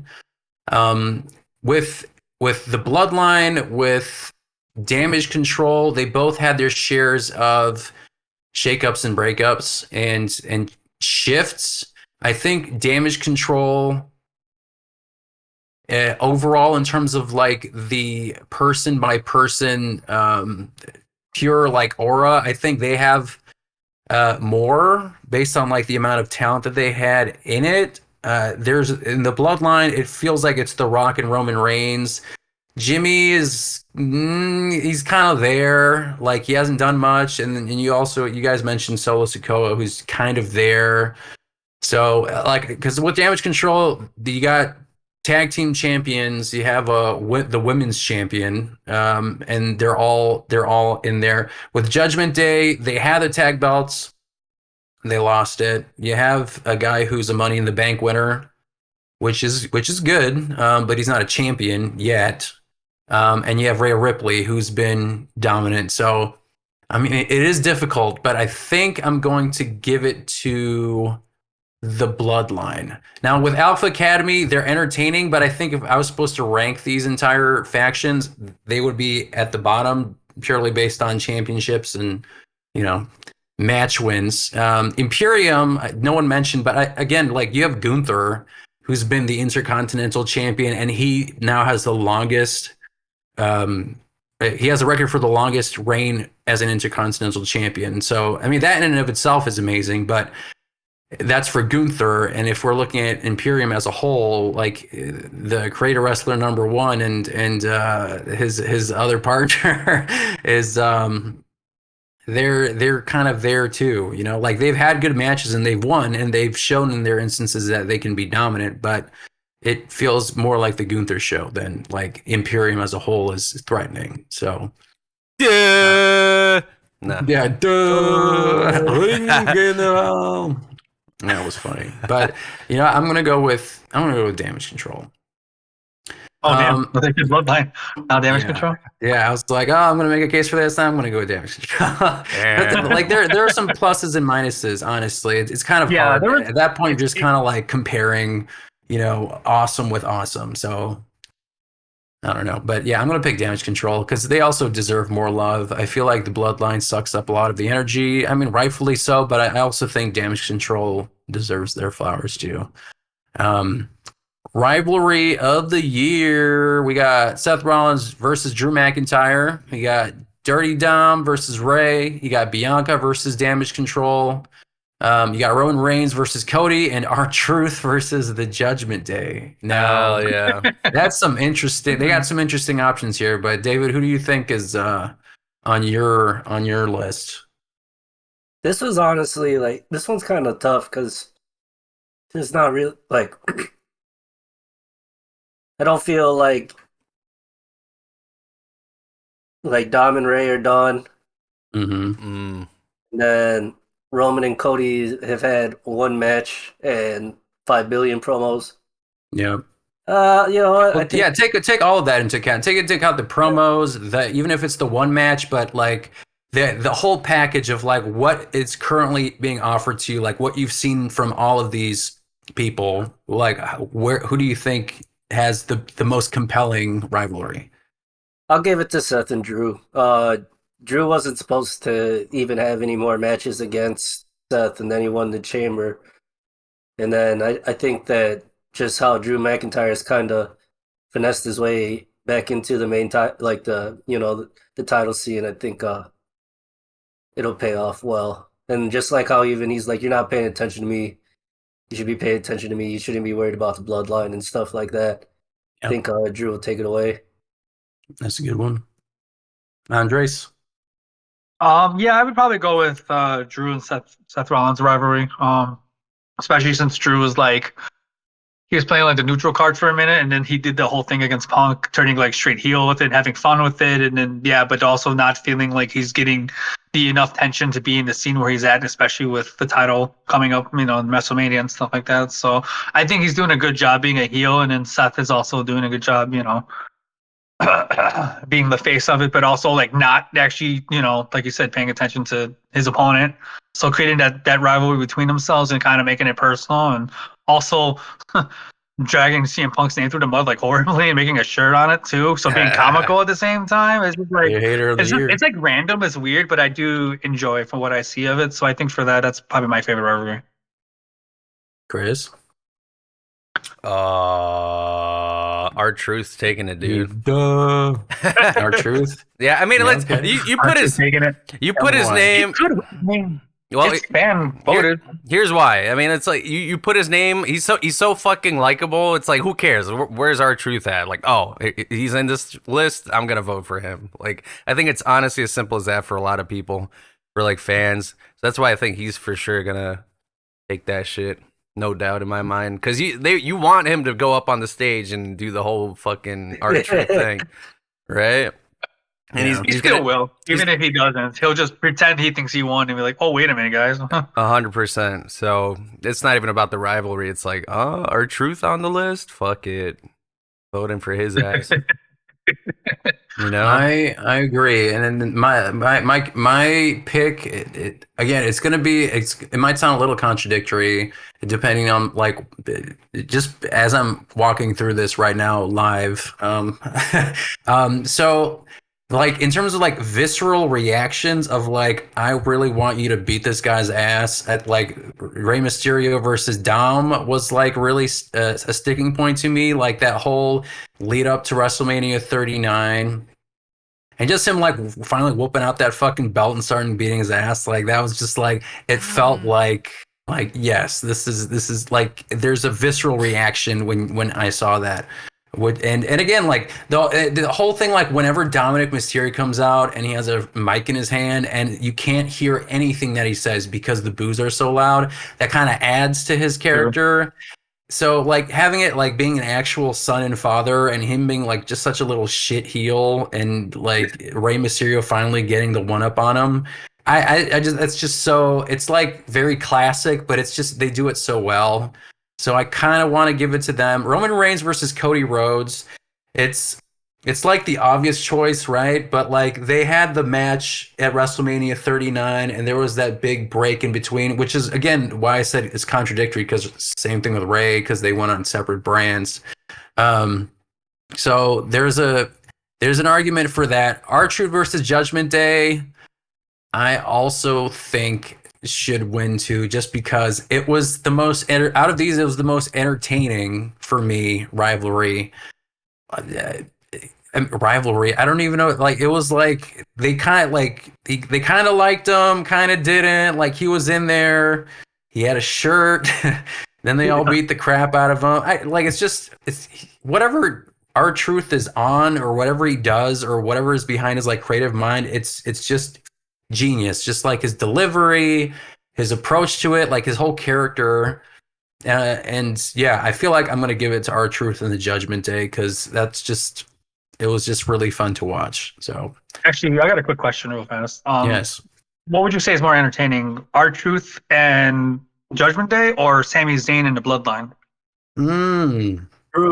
I'd give it to Sami Zayn and the Bloodline, probably. Like if it was like, if you, and this is going to be in the upcoming one, there was I think the match with Sami Zayn versus Roman Reigns at Elimination Chamber, that was pretty top tier shit, but I'll save that for later. But okay, so this one, NXT Superstar of the Year. I'll have to admit that I haven't seen a lot of NXT, but the people who are on here I've seen on SmackDown and Raw, so I can offer a little bit of insight into these people. But we got Ilya Dragunov, Carmelo Hayes, Lyra Valkyria, Tiffany Stratton, Braun Breaker. Let's go around and see, like, who do we think should be NXT Superstar of the Year, David? If you got one for you, Dragunov. I mean, yeah, from the pay-per-views I've seen, that's a good pick. Yeah, he's one of those guys where it's like you kind of wonder. It's like, oh, yo, did anybody tell him this shit was fake? Yes. Like, That's a good description. Yeah, Dragunov's down 4 is brutal, bro. No, I'm just kidding. Just kidding. Pretty much, though. But yeah, no, I give it to Dragunov. Just the quality of match he puts on, even like the type of match, like the super strong style, like, is this real type of vibe. I really enjoy it, especially like in where WWE gets a lot of flack for not necessarily putting on those type of matches. He's Mhm. found a way to do it his way in like a WWE setting. Uh, him and Gunther have had really good matches, and I can't wait for them to have like a match on the main roster. That's gonna pop off. That like just based on like the handful of matches that I've seen from Dragunov on PLEs. I mean, he sells like a motherfucker. Like I can't tell if he like actually injured himself. Like just his his expressions and the all like you said the delivery of his moves. It just feels like a really hard hitting. I can't tell if he's actually punching this guy for real or yeah, he's just a really good seller. um, Andres, who would you out of these have an opinion on for NXT Um, Superstar of the Year? I'm kind of like you. I kind of really like no, haven't really seen terribly too much of NXT, but I can go with the one that I've seen more of. Probably Braun Breaker. I mean, he was getting a good push for a while there, and his matches aren't like they're pretty good. You know, like I found him pretty entertaining, well enough. And but I know he's like obviously still like discovering a lot of himself. But I did see a little bit of Dragunov too, and it was really good. So I don't know, but I'm more familiar with Braun Breaker, so I guess I would say him. That's a good choice. But yeah, but unfortunately I didn't really see a lot of NXT either throughout the year, so that's probably why I would go with the more familiar with them. Chris? Oh, it's Tiffy time, baby. Yeah, it's Mhm. Stefan. Yeah. I mean that Becky Lynch feud she had was really good, and she's just overall good women's wrestler. So I'd say she deserves that NXT Wrestler of the Year.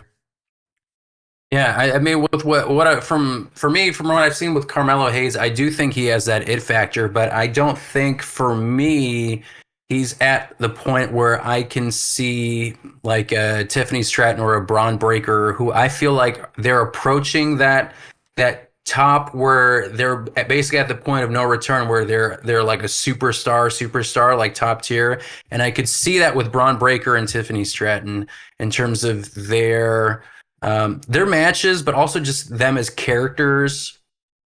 There's this gravitas, that word again, like you see in Roman Reigns, and I don't know what it is. It's just the way that they carry themselves in their matches, outside of the matches, in their promo work.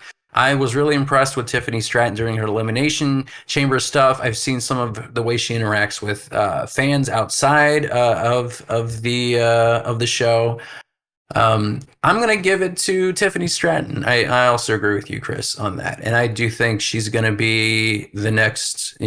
Oh, she'll be the next Tiffany Stratton, but she'll be like Trish Stratus if I had to compare someone to that. Um, all right, match of the year. We got a lot of very specific matches for match of the year.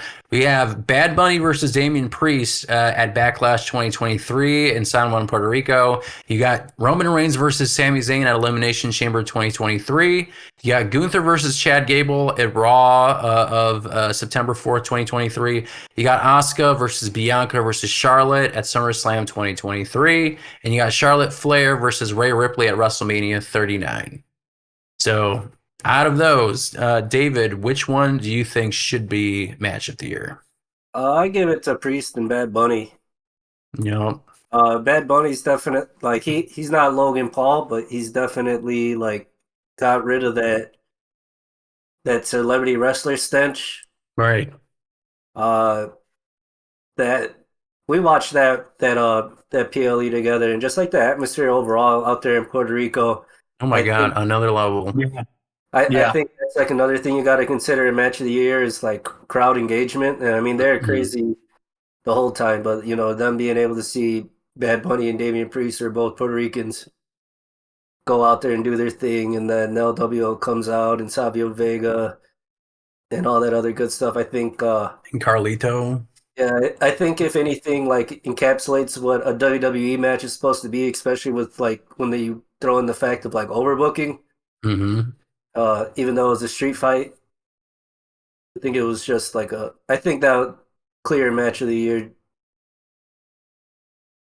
That's a good one. Andres, any thoughts? I I agree with David, but I was all kind of like leaning towards the Elimination Chamber match too. That was a very good one. With Roman Reigns and Sami Zayn. Montreal, yeah. Um, Yeah, that was an astounding match. But I do remember but honestly the one in Puerto Rico actually really stuck with me more because yeah, the crowd engagement was phenomenal.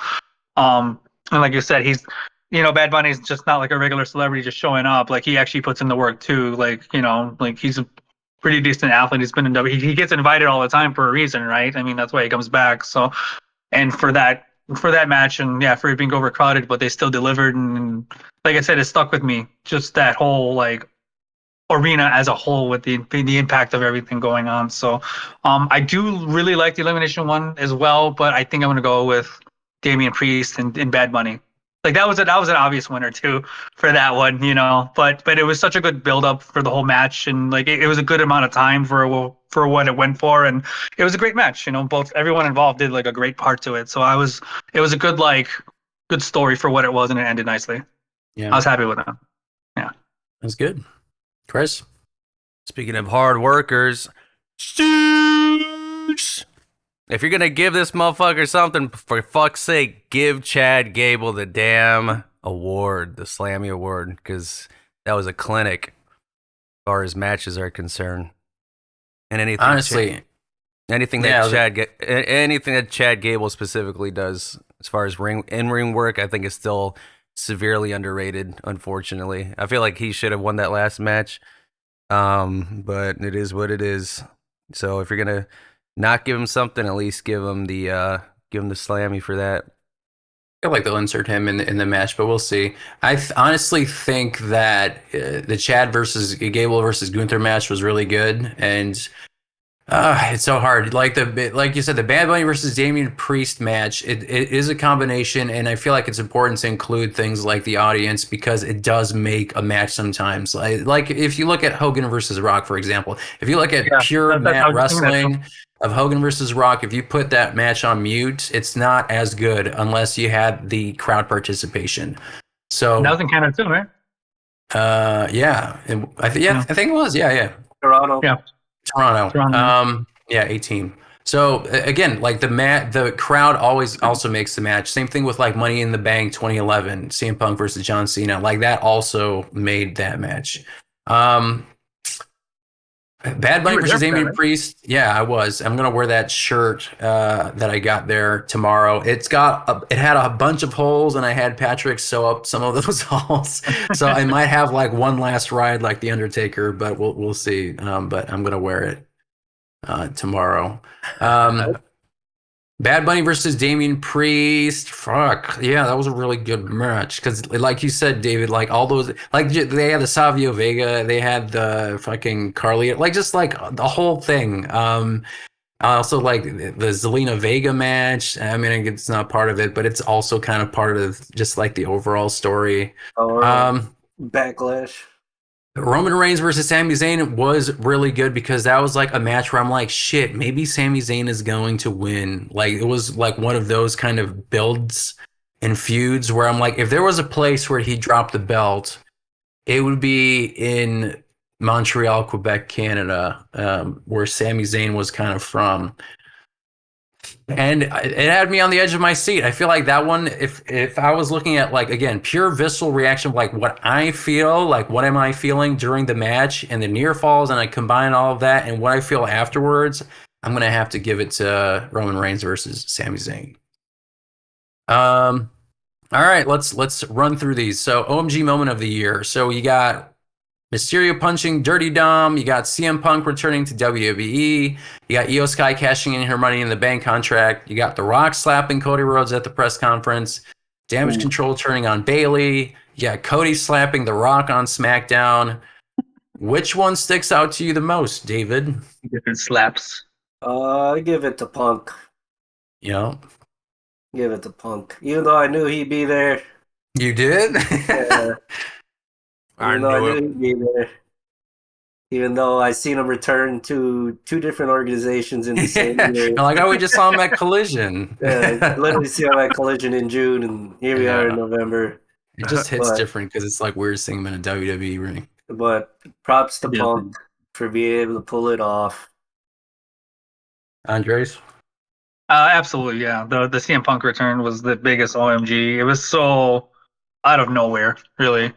And we were just saying earlier how smart they did it. Like they literally made it seem like the show was ending. Like, you see the logo, it's over. Oh wait, no, it's not. Like we all felt like the rumors were circulating like he was coming, and it would make sense he'd be in Chicago. But like it just they caught it, like they pulled the swerve and got everyone on that stuff. So especially with Randy Orton coming back too, it was like, damn, you had 2 returns that night.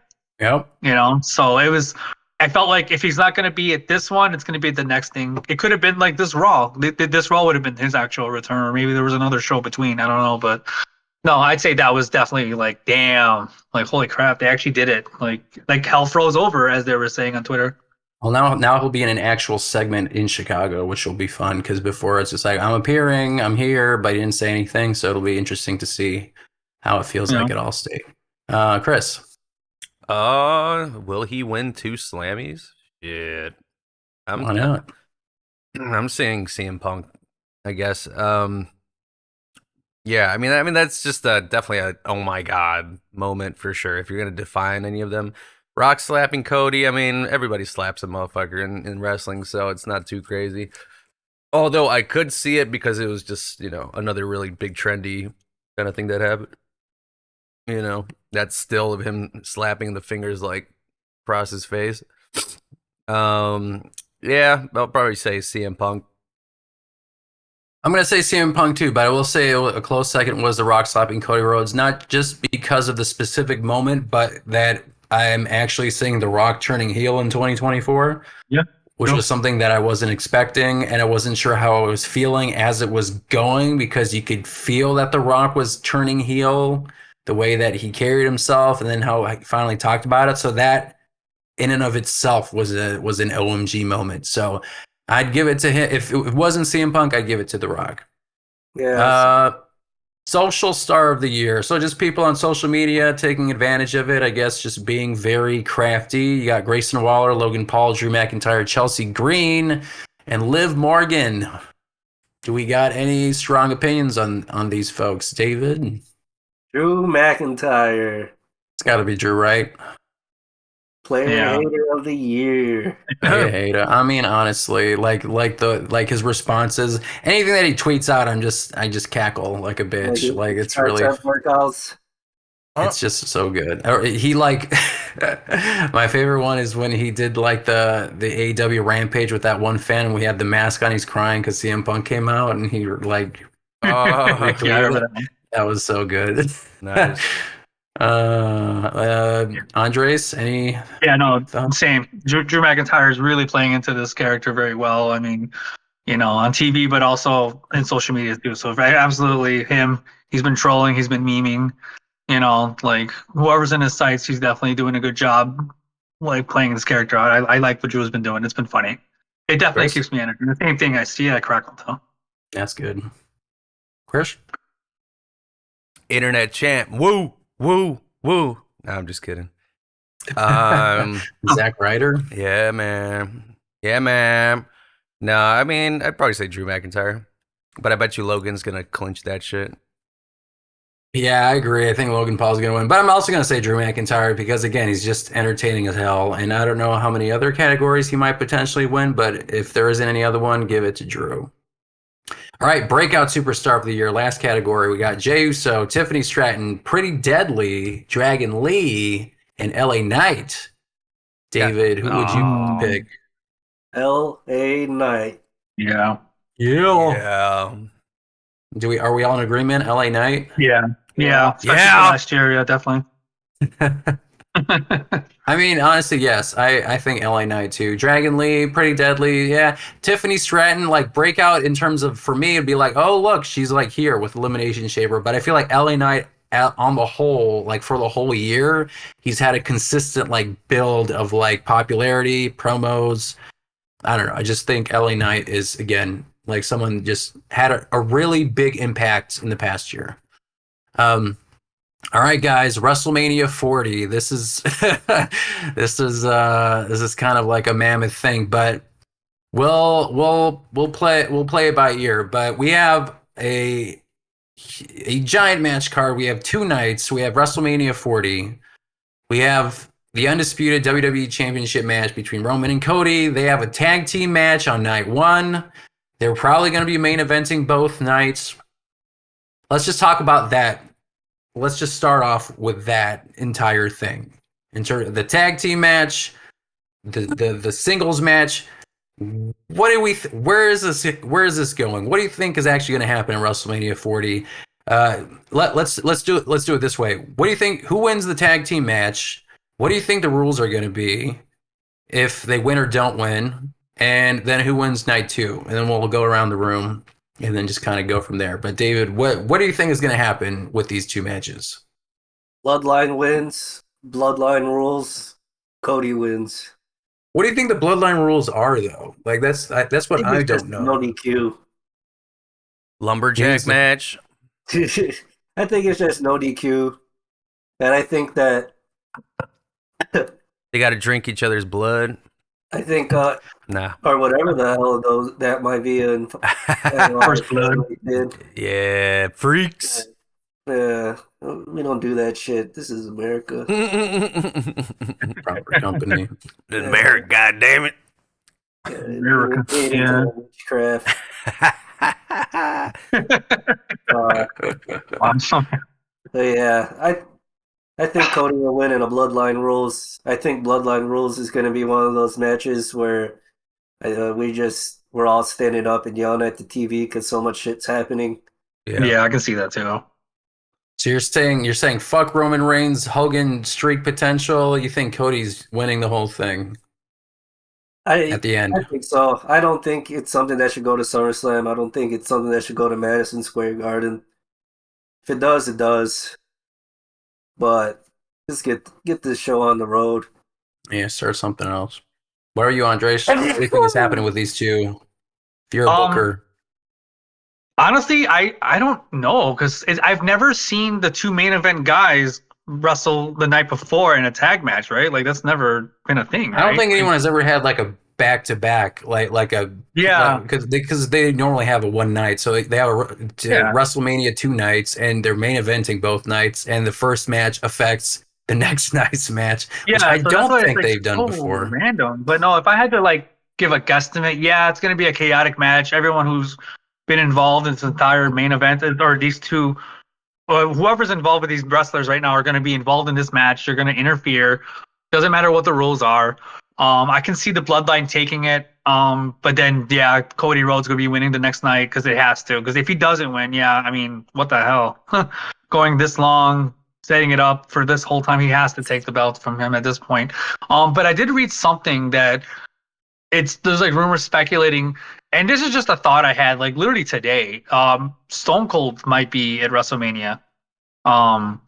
And if he does, I feel like they're gonna set up maybe Rock and Stone Cold again for like the next WrestleMania, because Stone Cold also said I can go another fight. I can totally do another one.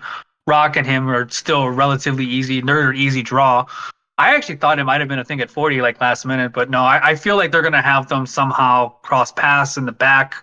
One's gonna shoulder walk into the other one and be like, "Oh hey," and like start a little thing, Like it'll be like they're gonna plant the seeds and then maybe lead it up till next WrestleMania.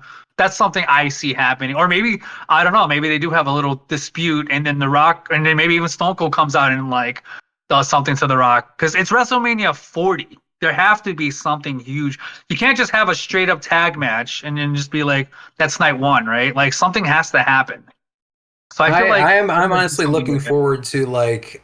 And this is what Sean Ross Sapp said on Twitter, but whenever I'm like, yeah, you know what? Yeah, fuck yeah, that's what I want too. I just want the most overbooked, crazy shit happening in night 1 and night 2. If it's Bloodline Rules, I want fucking family members we haven't heard of show up. I want people like Rikishi showing up. I want people who were on the independent scene and they're kind of vaguely related to them showing up. I want like you said, Stone Cold Steve Austin showing up just to give him a fucking stunner and then just being in the at ringside just helping out. I want like the most bananas, fucking fucked up crazy shit. But Chris, what do you think is going to happen? How would you book these matches? I mean, for sure, just go all out. Definitely have Bloodline win, because like if let's say they lose that tag team match, then it's supposedly a clean match, right? Like it's a pretty straightforward singles match. But if it's like Bloodline Rules, whatever that means, then that means a lot of shit can happen, you know, whichever way it goes. So I could see Bloodline winning the tag team and then Cody winning night 2. Do we feel like Seth Rollins what do we feel like Seth Rollins' role is going to be in these matches? He's his tag team partner, but do you think he's going to screw him over? Do you think he's going to help him and actually be his quote unquote shield? Shield What reunion? do we think Seth Rollins is going to do in these matches? I think he's going to be too beat up by Drew McIntyre and just be a liability the whole time. Do we know is that a night 2 match, the World Heavyweight Championship match, or is that also night 1? At this point, who knows? I don't even think they know. Because I feel like if it's night 2, it'll be a good way, an easy way of explaining why Seth Rollins didn't beat Drew McIntyre, because he had to have a match before the night before. He's super beat up, you know, so like he's going into night 2 already kind of like at 50%. And so I feel like that's how I would view like their match. But I don't think that Seth Rollins would betray Cody, because I feel like they've already done that feud. Like they've been feuding, and I know it might make sense a little bit because he did hate his guts, and that's the first person he fought with when he came back to WWE. So there is a logic there, but I don't think that they're going to do that. So I think they are going to lose the tag team match, so Roman and Rock have some kind of win on them. And then on night 2, I think I honestly don't know. I think that Cody Rhodes is going to win, but I wouldn't be surprised if Roman Reigns wins. Do we think that the Rock is going to betray Roman Reigns at WrestleMania 40? Do you think that's going to happen, or do you think that's pulling the trigger too quickly? I think in Triple H's WWE, that's pulling the trigger too quickly. A pattern I've noticed is things kind of progress at like a NXT type pace, like Black and Gold era NXT, where things when you think it's happening, you're like Here in the stick and kind of like drag it out a bit more. Do you guys like that kind of idea? Do you like this long-term storytelling stuff, or do you feel like certain things should be wrapped up quicker? I mean, I think like at least the Cody stuff, like wrap up Cody, please. having him lose the initial match where people were under the impression he was going to win, and then dragging it all the way out to this point, like this should be the pinnacle, the biggest payoff kind of a thing. So if he loses, man, I don't know, that's rough. I've heard these rumors of like MJF popping in, like for whatever reason. I don't know where those rumors started, but somehow MJF fucks over Cody because AEW. That'd be part of like that overbooking shit that I would want to see. Like, you know what? Fuck it. Debut like an AEW fucking megastar into this match. I mean, yeah, right. Yeah, I mean, also that like that's I just want craziness. But Chris, do you have any other thoughts? Final. I mean, ultimately, I want to say Cody wins, takes the belt, ultimate payoff or whatever. With like Endgame style, everybody shows up, kind of shit. But yeah, I mean, like, I don't know. I know they like their streaks too, and he's like super close to Roman's super close to beating Hogan's streak. So that wouldn't also not surprise me. Or is the streak thing more of a Vince McMahon thing and not a Triple H thing? I don't know. But you know what my logic is, or my thought process is when it comes to that stuff specifically. Because he beats Hogan's record, but it's still technically not the longest ever. So if you're already beating Hogan's record, then you might as well say like, well, it's still not the number one. You know what I mean? So what, you're going to have him for like another 2 years or whatever the next reign is? So that's why I feel like for me, like just let him end it right here. I don't think it should matter, because like if he beats Hogan, then he's still not number one at the end of the day. If we're looking at number two records. Yeah, you're still technically number 2, and people can beat you over the head with that every single time. Like, oh yeah, you're like you beat Hogan's record, but you're still not number 1. You're still not the longest reigning champion ever. Yeah. I think it was Bruno Sammartino. Yeah, for like 5 years, 6 years. I don't know. In a time when wrestling wasn't what it It wasn't is like today. weekly Yeah, it shows. wasn't like what it is now. Yeah. Yeah. So it was like an actual like year event, like event where he showed up like maybe like currently Roman Reigns, I or mean, even less. And then like Hogan was just so much of like mainstream, where it's like, is Yeah. it that like he he was he held that streak because the WWF at the time needed that. Right. And I don't think Kind of WWE replacement. needs that right now because they have such a crop of people. And I know that the logic is because they want to freshen up the books, but Roman Reigns is already like number 3 is still pretty damn good. And again, if he gets Hogan, he's still number 2. He's not number 1. So if we're following that logic, okay, have him. And I don't want that to happen, but all right, have him like break Bruno Sammartino's record. But I honestly hope that Cody wins because if he loses again, I don't know what it. Because some people say like, well, he lost. He's even bigger than he was before. And then if he loses again, I mean, do we feel like that logic follows that he gets even bigger if he loses twice? Maybe, I don't know. But if he's a back-to-back loser, I mean, I don't know. But he's also back-to-back Royal Rumble winner, so I don't know. Just want him to keep winning Royal Rumbles. Yeah, exactly. Yeah, he's gonna win the 3rd in a row. Did anyone ever win 3 Rumbles in a row? No, but there were people who won 3 Rumbles, like Steve Austin. Yeah, Steve Austin won 3. I think that's it. Yeah. I don't know who else won 3. I would say just based on the logic of like the Roman Reigns promo, like how he was beating Cody over him being a number 2, like it would just literally just be that if he wins, but he's still technically the number 2 of the overall streak. So I think they see that. Hopefully they see that. You know what I mean? Especially if that I was don't think it's necessary. a written. But we'll promo. see. Yeah, I wouldn't be surprised if he retained.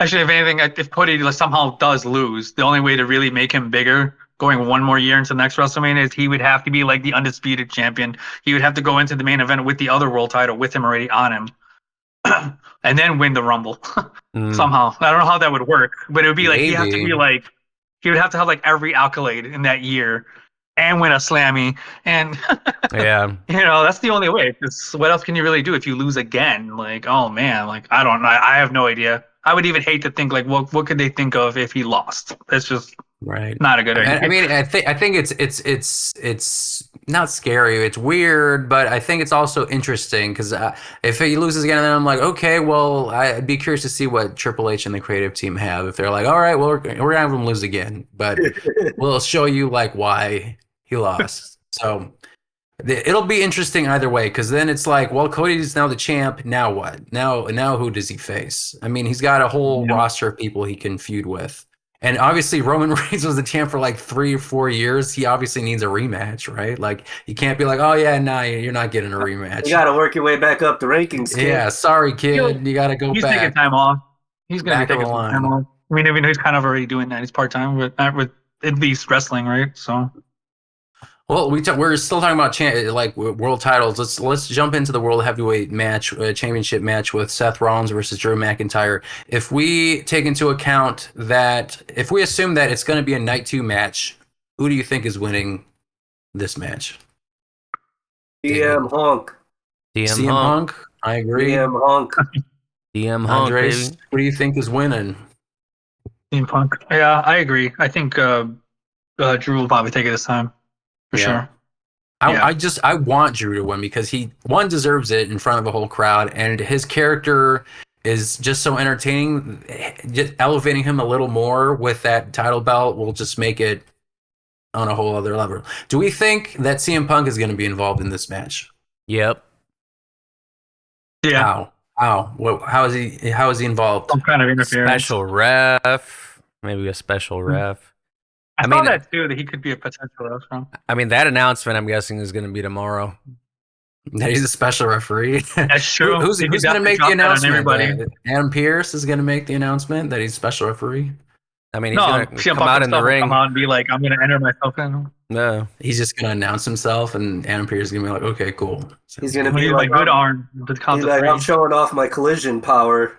Yeah, he's like, I still got one good arm. I could count to 3 with this arm. Yeah. Exactly. That's gonna be the promo too. That'd be good to make that announcement. Like CM Punk himself saying that. I mean, he's gonna cut a promo. You know, it's gonna be good too. So I'm assuming. He better not cry. He's gonna cry. If it's legitimate and stuff, like, cause he okay, one thing you can't deny is that CM Punk is a really good talker. And the way, like, when he talks he talks as a regular person. He doesn't talk as if he's like on stage on Broadway at a matinee and he's like reading off a script and he's being super like, verbose and bombastic. Like when he speaks, he just speaks like a regular person, and when he's doing his promos, it just feels like it's coming from the heart. So like when he was talking about like the his injury, and he brought up like his friend from I think he was the singer from not Pierce the Veil, or maybe it was, I forgot. But the one of his friends is going through cancer. He's a singer from a band, and I thought, I mean, I thought it was really emotional, but I thought like I really felt that, because it felt very sincere. So he's just really good at that. But I honestly think, and I hope, because it just seems like such an obvious thing, is to have him be a special referee. Because Seth Rollins doesn't like you. You don't like Seth Rollins. Drew McIntyre doesn't like you. You don't like Drew McIntyre, and you are in control of who wins this match. Like, that just sounds like a fucking given. And not only that, but tie it in with WrestleMania or WWE 2K24. They got a new feature of a special referee. So it'd be like, brought to you by WWE 2K24, special referee matches, like if you're looking from a business perspective. So I think that's what's going to happen. I think he's going to be a special ref. And for whatever reason, he's going to have Drew McIntyre win, which I think will be like kind of sticking in Drew McIntyre's craw. Like he won, but like it was also kind of from the help of CM Punk. Like you won, and the guy you hate basically let you win. You know what I mean? So I feel like it's just another layer of story. All right, next one, the Women's Championship match, Io Sky versus Bayley. So this has been built up for a while. I felt like the writing on the wall of them betraying Bayley has been there for a while, and they finally pulled the trigger not too long ago. But do we think Bayley is at winning this match? Yes. Hell yeah. Right? Yep. Yeah. Like I don't see why Io Sky would retain at this point. I like Io Sky. She does good matches, but in terms of Triple H's delivery of Io Sky as a champion, it feels transitional. You know what I mean? Like she hasn't been, and maybe it's partially because English is not her first language. So like promos and that kind of stuff, like you're kind of working around that. I don't want to say limitation, but you know what I mean? Like they've had video packages with subtitles, and I think that's a really good tool that they should be using for people who aren't English speakers first, because it just allows the audience to kind of understand these characters and allows the wrestler to emote in a way that's the most comfortable for them. So it's a good tool, but I still think that Io Sky as a champion wasn't presented as well as she could have been. So I do think Bayley is going to win it, but she also deserves it because she hasn't really had a main event match like this before, and she deserves her flowers. Like a lot of people have said, Charlotte Flair has had her time in the sun. Sasha Banks has had her time in the sun.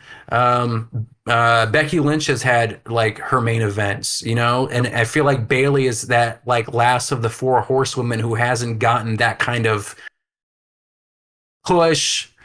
From like a baby face perspective, so I think that she deserves it and she should win it, and I would like for her to main event one of the WrestleManias. I understand the gravity of the tag team match and why they'd be the final match. That makes perfect sense, but on the other hand, I would like for a women's match like Bayley, for example, who's been in the company for 10 years plus, to, have her final main event, but we'll see. Okay, Rhea Ripley versus Becky Lynch. We're on women's matches. Who do you think is winning that one? Is Rhea retaining? Rhea Ripley, continuing baby. that streak? Fuck out of here with that Becky Lynch ass shit. I mean, she's got a book, so she's promoting a book. Maybe now she has a belt. She can promote Shove a book it. and belt. Use it. Not feeling it. Nah. Honestly, I feel like Rhea Ripley should hold that title for almost as long as Roman Reigns. If not as much. Honestly, fuck it. Like, make her be like the female Roman Reigns. Like, have her be that dominant, because there aren't that many people who can really go toe to toe with her.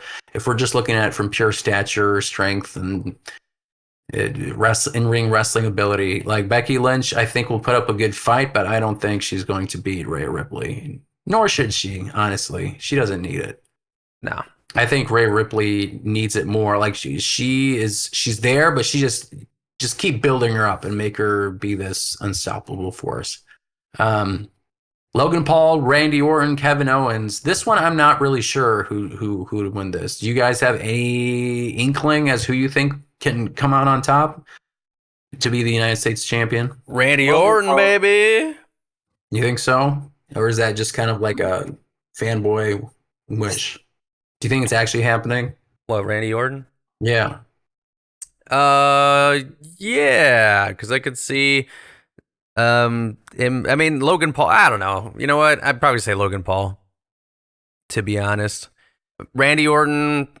I think it would be interesting to see Randy Orton with like a mid-card belt at this point in his career, and I think just the fact of his legacy, it might add a bit more prestige to the belt I mean, it was itself. like John Cena when he had the United States Championship again. It was kind of like Right, or similar. Rey Mysterio, right? Yeah, so maybe it could be one of those things where, you know, he has his run, and then he runs it back on Logan in SummerSlam. Logan wins it back or some shit. You know. Cleveland. Yeah. I feel like because it's a triple threat, there were these kind of like inklings of like maybe Randy Orton and Kevin Owens have like this beef or whatever. So I feel like that might spill into this match, and they'll be distracted enough where Logan Paul kind of sneaks away with the win. So I feel like Logan Paul's going to retain, because if you're having SummerSlam in Cleveland, you might as well have him be champion going in to Cleveland, Ohio. At the Cleveland Browns Stadium, I told Patrick, I was like, hey, you want to visit your parents in Cleveland around August 10th or so, or whatever it was? Because it's not far. It's like 15 minutes from their house. Nice.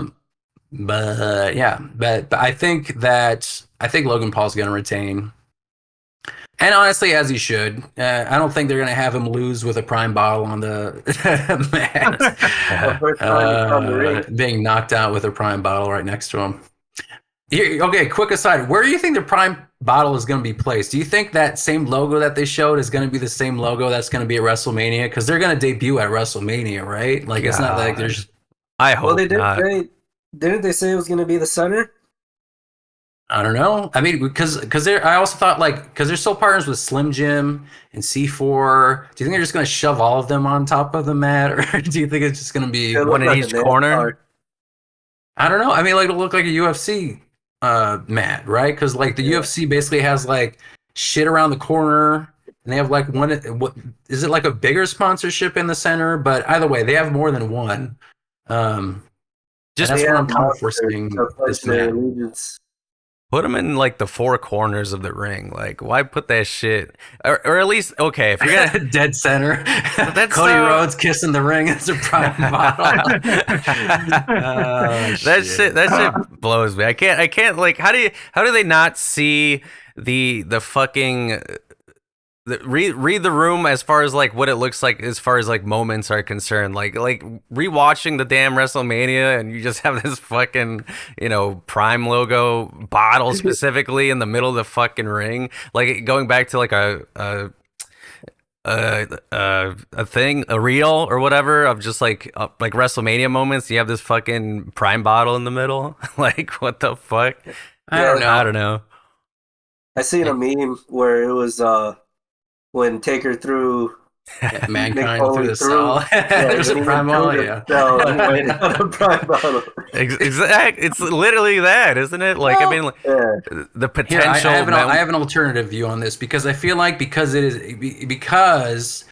for the longest time, there has been nothing on the mats that it's a weird concept. And the only time they've really had it was like when it was WrestleMania 12. And maybe there was a few other ones where it was like the logo and it was kind of faded. So it kind of blended in with the mat. So it wasn't as big of a deal. But I think what it is that it's like just the initial concept because it's never happened before. And Vince McMahon's reason was because he felt like the square circle is a sacred part of the ring, so he wouldn't put some kind of logo on there. Vince McMahon was right. Clipped, canceled. This is the first clip that's going out. Vince McMahon was right. No context, no nothing. About what? Who knows? We'll leave that up to your imagination. But yeah, so I think it's the initial thought, like, or the concept, because like if you look at a UFC match and you're looking at these, if you're looking at their matches and like their victories and stuff, you don't think about the logos necessarily when they're doing it because it's kind of part of it. So I feel like it just has to be in the match consistently, or at least more frequently, and then people will just be used to it because. Yeah, I mean, it's a little kind of nuts. You've never seen it before, and now there's a fucking Prime bottle or V8 or fucking, I don't know, Trojan skins, like whatever box, like on top of it. Like, it's weird initially, but I think if they keep implementing it, it'll be more normal. And if it gives them more money, I say, why not?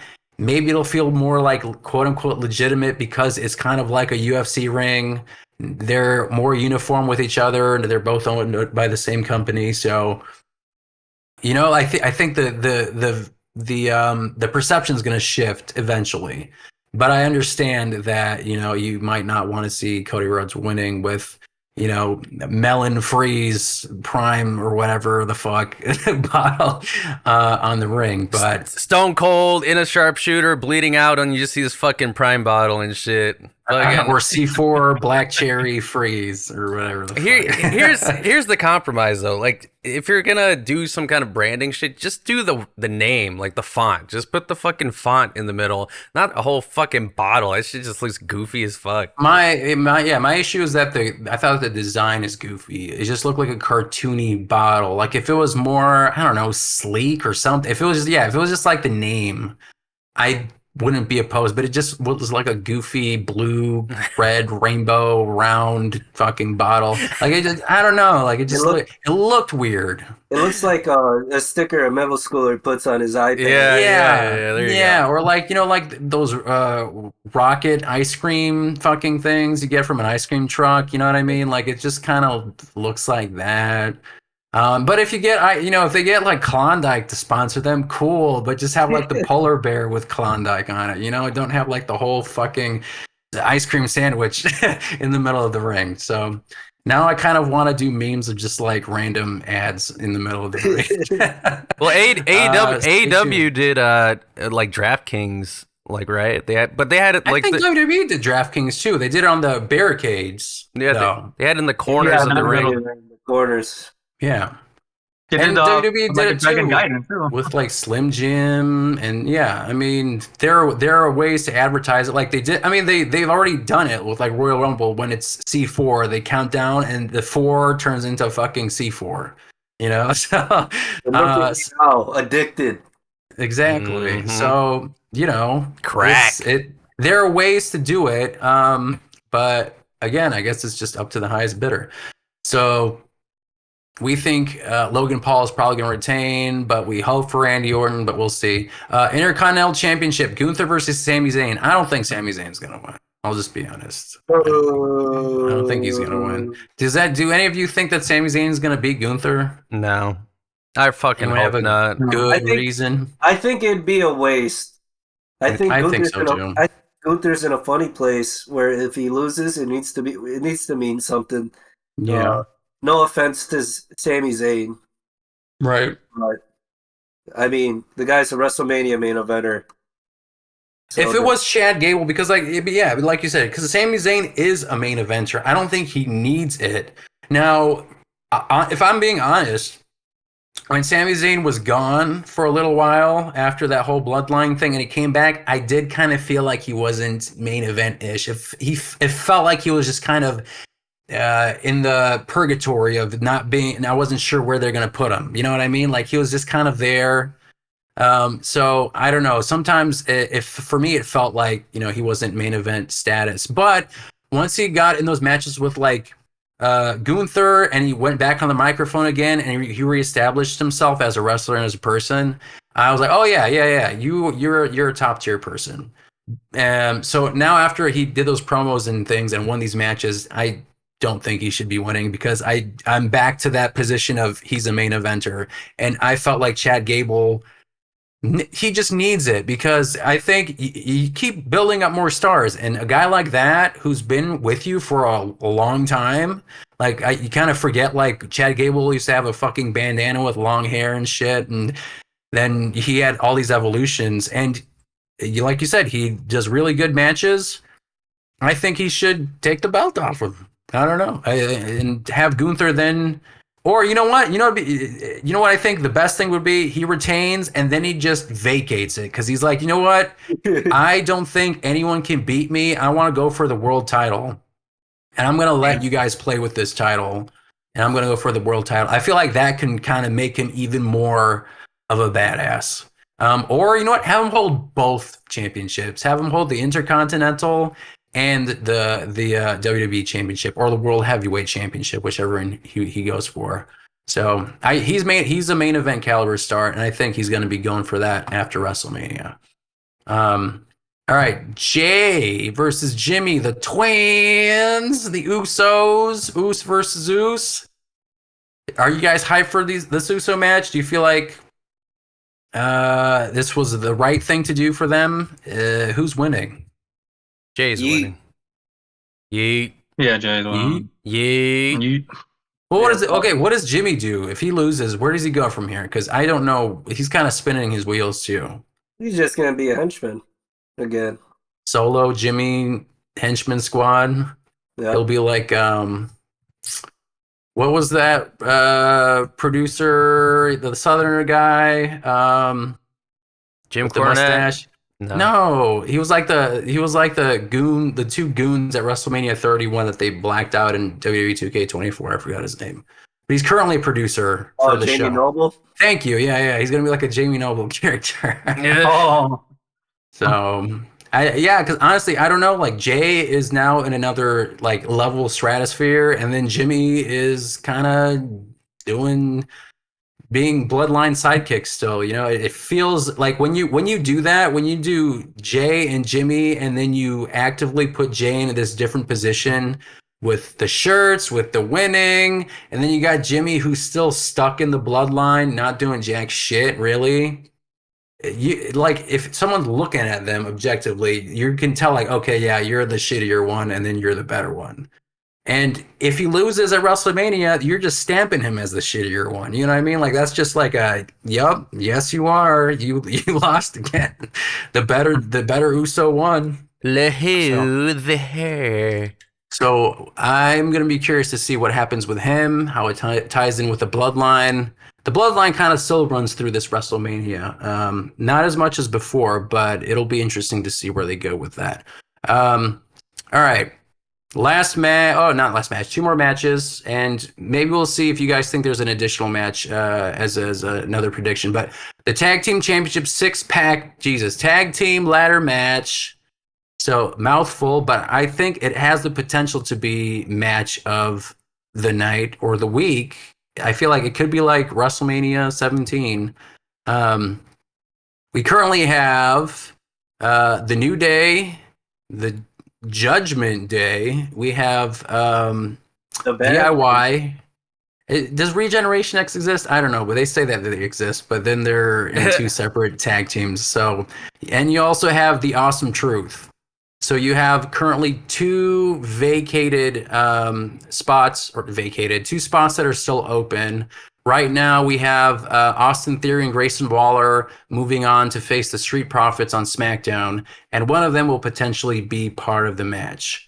So, who do you, with all that information in mind, who do you think is going to win this tag team 6-pack ladder match? Awesome Truth. You think so? Yeah. Why? There's a lot of truth to move around.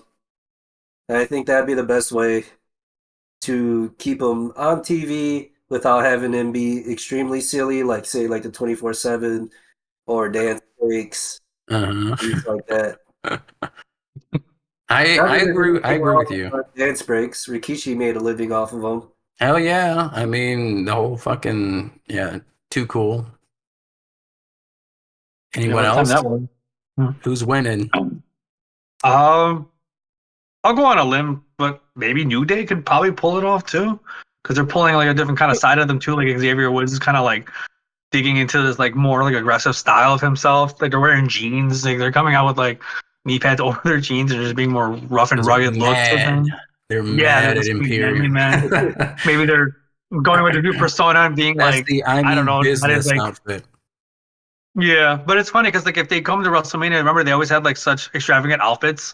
Like they came out in Saiyan armor. Like if they're doing like Mhm. this look now, like it's just not going to be as nostalgic. But I don't know. I want That's them to just win it. purely There's, because of their video game outfits and shit. Like that'd be right. a main reason why. But you know what? You know what, David? You make a good point because I feel like if you're looking at it from a storyline perspective, R-Truth is kind of like the glue that whole like that is kind of connected to different like of the different parts of these tag teams. You got Judgment Day, he interacted with them. DIY, he interacted with them. I mean, Awesome Truth, you got Miz. So basically, like 3 of these 4 or 5 tag teams, he's kind of already involved with. And I don't think they want Judgment Day to necessarily fade away from the tag team championship scene. So if there was a winner, I do think that. I mean, it's also be great. Like Miz, R-Truth, they have been there since. I mean, like on and off, but since like 2005, basically. Earlier for Truth, he was in the Yeah, Invasion. was it Kate Quick? I don't know Yeah. Yeah, what was get it quick, called yeah, before. with Road Dogg. Yeah. Yeah, and then he was Ron Killings in TNA. I mean, that guy, I mean, he fucking deserves it. Like, I think he should have had the WWE Championship. And he had that really brief feud. Was it with John Cena? I don't remember. Yeah, but he had that really brief feud in like 2011 that I thought he was doing great. And he had the little Jimmys and stuff. And I think he brought up little Jimmys like this past year. And I love those Easter eggs. But Little Jimmy. he deserves it, honestly. I think like he's in his 50s. He's still fucking on top of it, doing awesome. Like the way he moves in the ring as if he was still moving like if he was in his 30s. He's been entertaining the whole year. He's been consistent. I recently watched like clips on Twitter of him versus La Parca in Mexico in like 2004. Yeah. And it's like he's literally going through like some of the same steps that he would now and like hitting with the same fluidity.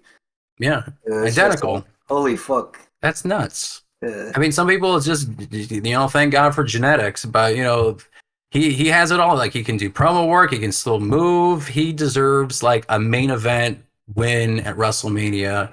And this tag team match is what I think it's one of the matches that I'm looking forward to the most. I'm also curious to see who's going to be filling those final 2 spots as of this recording. Dudley boys, Hardy boys. You think that'll be the final? No, they can't be both. I think there's one extra spot, but I don't know. Is there a Raw tag team? I don't think there was a Raw tag team match qualifier. And on SmackDown, I'm pretty sure it's only either going to be Austin Theory and Grayson Waller or Street Profits. Yeah. So there's one spot open. There could be a guest, maybe, because there's usually guest characters that show up for WrestleMania, even just for like a match, don't they? I think it's like Shawn Michaels, Mankind. Well, you know what? No, it can't be the Dudleys because I think Devon has an actual like issue, like career-ending injury, like he can't do it. So I don't know if you can't put him in a ladder match. Like that'd be fucking crazy. AEW would do it. Yeah, they would, but he wouldn't agree to it. It doesn't sound like it, but I don't know. We'll see. And the Hardys are still signed to AEW, right? It's not like they left, or did they? Is their contract up? Was it be random? Matt, was that like a Raw or some shit? I think Matt just had the privilege of being able to show up somewhere else, and some asshole brought out a camera. Oh yeah. Because I mean, like Bailey did show up at it. I think she did end up showing up at AEW for Mercedes. Yeah, and I think they have a silent agreement to not pull no camera bullshit. like TNA did with the Highlander back in the day, with Robbie from the Highlanders and. Oh yeah, yeah. I forgot about the Highlanders. That kind of triggered a memory. Yeah. Damn. Like TNA did that, and like they kind of shot themselves in the foot with that shit. Does the does the Money in the Bank briefcase apply to tag team belts? Who knows? I don't see why not, because you know what? Austin Theory fucking used his for the United States Championship. Dork. Like, he didn't use it for the title, so why not? But like, it's also a tag team. I don't know. I could see that. I could see like R-Truth winning, and then he's like, "Fuck it, I'm gonna put that shit in," and he puts one over on Truth, and then they retain. You know, you're saying Damian Priest is cashing it in that same match? Mm-hmm. Like let's say R-Truth, pins whoever the fuck, and their championship, just like the TNT thing that happened, and then he's like, all right, fuck it, ring the bell, whatever, and then they gets one over on R-Truth or whoever the winning team is. Whoever wins though, like fucking switch that ugly ass design though. Those fucking belts ugly as fuck. Because they're also so you know what the other issue is, that some people are saying that they're going to use this match to split up the tag team belts again instead of it being undisputed. I think that's a bad idea, because there are a good amount of tag teams, but I don't think there's enough for it to warrant like two separate tag team titles. Hell no. And they look ugly as fuck with the fucking Trojan helmet, whatever the fuck. Red and blue, Penny. Silver Trojans. Yeah. I don't mind it, but I don't think that they need two sets of tag team belts. I mean, also, especially if you got like one set of women's, I don't know, just keep the one set of men's for some consistency. So I'm curious to see who's going to be the last team. I think personally that Austin Theory and Grayson Waller are going to beat the Street Profits. And I think Bobby Lashley is going to be without a WrestleMania match again. I don't know what the hell he's doing. So we'll final match, and then we'll see if we'll go over if there's anything else that we think might pop up, like if they'll create a last minute match. But LA Knight versus AJ Styles. So this has been they've kind of had a feud. Like, he has been that hater. AJ Styles was that big hater where he went all the way to Australia and beat the shit out of LA Knight. Took a 15-hour flight just to get a chair and beat the shit out of him. Almost fell off the earth. Exactly, because I mean, he thinks the world is a disc. If you didn't know, so I don't know if did you guys see the clip of LA Knight invading AJ Styles' house, a la Brian Pillman. Brian Pillman, thank you. His Christmas tree. He didn't bring a gun though. That was kind of funny, and it kind of brought me back. I mean, they also did a little bit of that before. I think it was it Triple H went into Randy Orton's house and he came in with like a mallet. I think so they've done this. That too. Yeah, they've done this shtick a number of times in the past, but I always think it's pretty entertaining. You know, he comes in again. This is a crime that you're recording on television. If you're looking at this from just like a real world perspective, and then the cops, like the camera, they're like, "Okay, we're going to give it to WWE. Here's the footage of us arresting your WWE superstar." But if you turn your brain off and don't think about that, I still think it's funny. So I don't think that there was too much. There was a decent amount of buildup, but I don't know if it was enough to warrant this match. But I don't know where else you'd put them. I honestly thought that LA Knight was going to be in the United States Championship match, but I'm glad he's on WrestleMania. But you guys think LA Knight's winning this? Who's winning this match?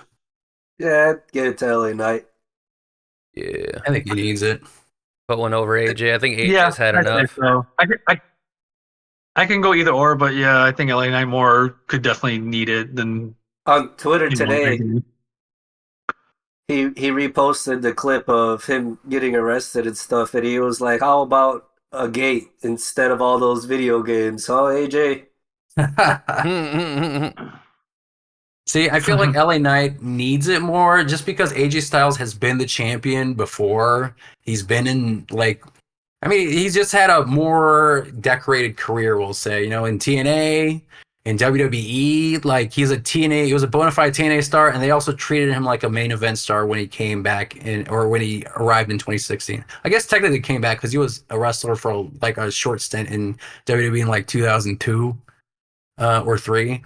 Working jacked and metal. Yeah. So he doesn't need it. He's won the championship a number of times. He had a freaking feud with The Undertaker. They had a great match, the Boneyard match. Doesn't need it. LA Knight needs it.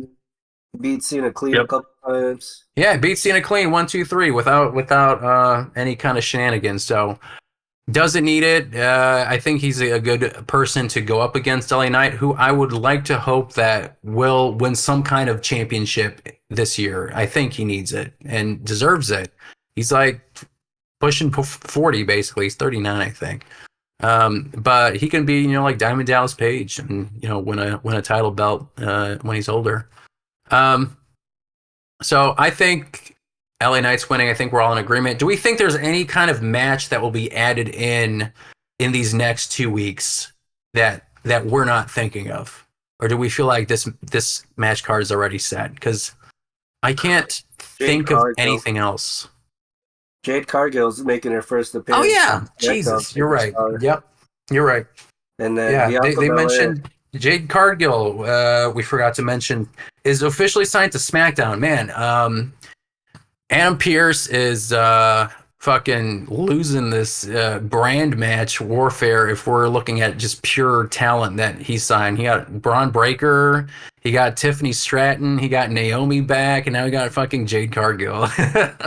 If we're looking at it from like a GM's perspective, like he got Raw. He's in GM mode, baby. He got CM Punk, I guess. That's a pretty big draw. Like, that's pretty awesome. But, like, he also has 4 up-and-coming stars, which for long haul, if you're a GM, you want someone like that. So, do we think Jade Cargill is going to be in a tag team match, or is she in a singles match at WrestleMania? It's got to be a singles. It's going to be Bianca Belair. I think it's Bianca and Jade versus like the Kabuki Warriors because they don't have a match. True, that's a good one, right? That's for the true. tag team belts, I think that'd be a good match.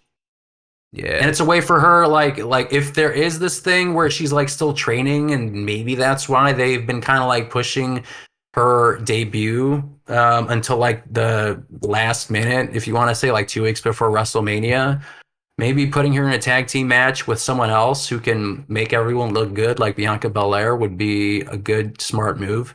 I mean, I don't know, because Jade Cargill has been in AEW. It's been like her career was like Goldberg style matches, right? Or am I mistaken? Yeah. She had Goldberg style matches until Sky Blue and Chris Statlander at the very end, right?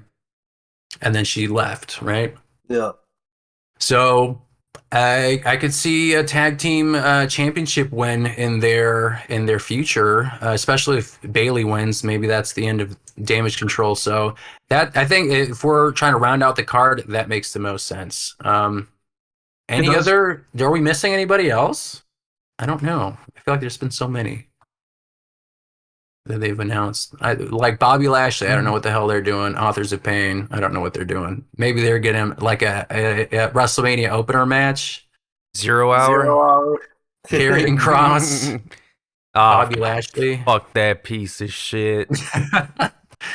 He's cool, but I don't know really where they're going with him. Especially because, like, if Authors of Pain just lost, like, overrated. What are you supposed to do with I feel like, God, he's just been in such a start-stop gimmick thing. Like, what are they called? The New Testament, the Next Testament, or whatever the fuck they're called. The Final Testament. Final Testament. Yeah, whatever. They're a Wish.com ministry, I think. Yeah, like what's even going on with them? They are.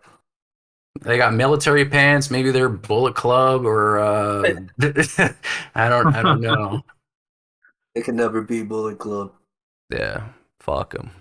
So they don't really have a thing, but there was I don't know if it was WrestleMania. They gave like before they started the predictions, they were like, these are a list of superstars that will just be enjoying catering at WrestleMania 40, and there was just like a scroll of like all the names, and they were one of them. I'm like, well, I mean, if I'm getting the check and I got some good food, who gives a fuck? Whatever. I'm at WrestleMania. I'm just enjoying the hors d'oeuvres. As I'm God at intended. WrestleMania. I'm just controlling the TikTok.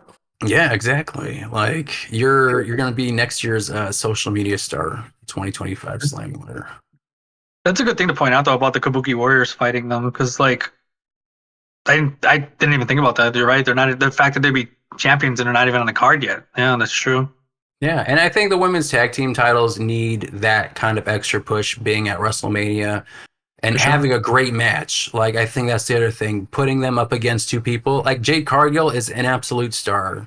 Like regardless of what her wrestling ability is or who knows, like I'm looking forward to her surprising us, but also just having that kind of caliber of talent, like winning the tag titles or also even just simply for the fact of going up against those tag titles. And also like Kyrie and fucking Asuka are like legends in and of themselves. So I hope that's Asuka the never match. wins at WrestleMania, right? I think she retained. No, she lost it. I don't She remember. lost like every time. I think she always loses. Well, Because either like way, people say she never really had a WrestleMania moment just yet, like where she actually won at WrestleMania. Like she may have gone in she's as been in champion, but, WrestleMania, but yeah, she's been, but I'd like like not to winning, though. see. I'd like honestly, if they're debuting Jade Cargill, I don't think she can lose. So if they put them up against each other, I think that they're gonna win, and Asuka's just gonna lose again. But I don't think she minds. You know, she had her own Goldberg streak. We just had this conversation that Goldberg's complaining that she had the longest streak in beer. Asuka, Her some Labs. girl named Asuka, some Japanese girl, he said, or whatever. some Japanese girl, yeah. Some Oriental. Good lord. So like she's had her resume's, you know, plenty. So Oh yeah. I hope that that's the match, and yeah, Jade Cargill deserves a WrestleMania main event. Well, that's a wrap for this episode of Chi-Town Shoot Podcast. Please don't forget to like, subscribe, rate us, and leave your feedback. Tune in next time for more wrestling madness. Until then, keep marking it.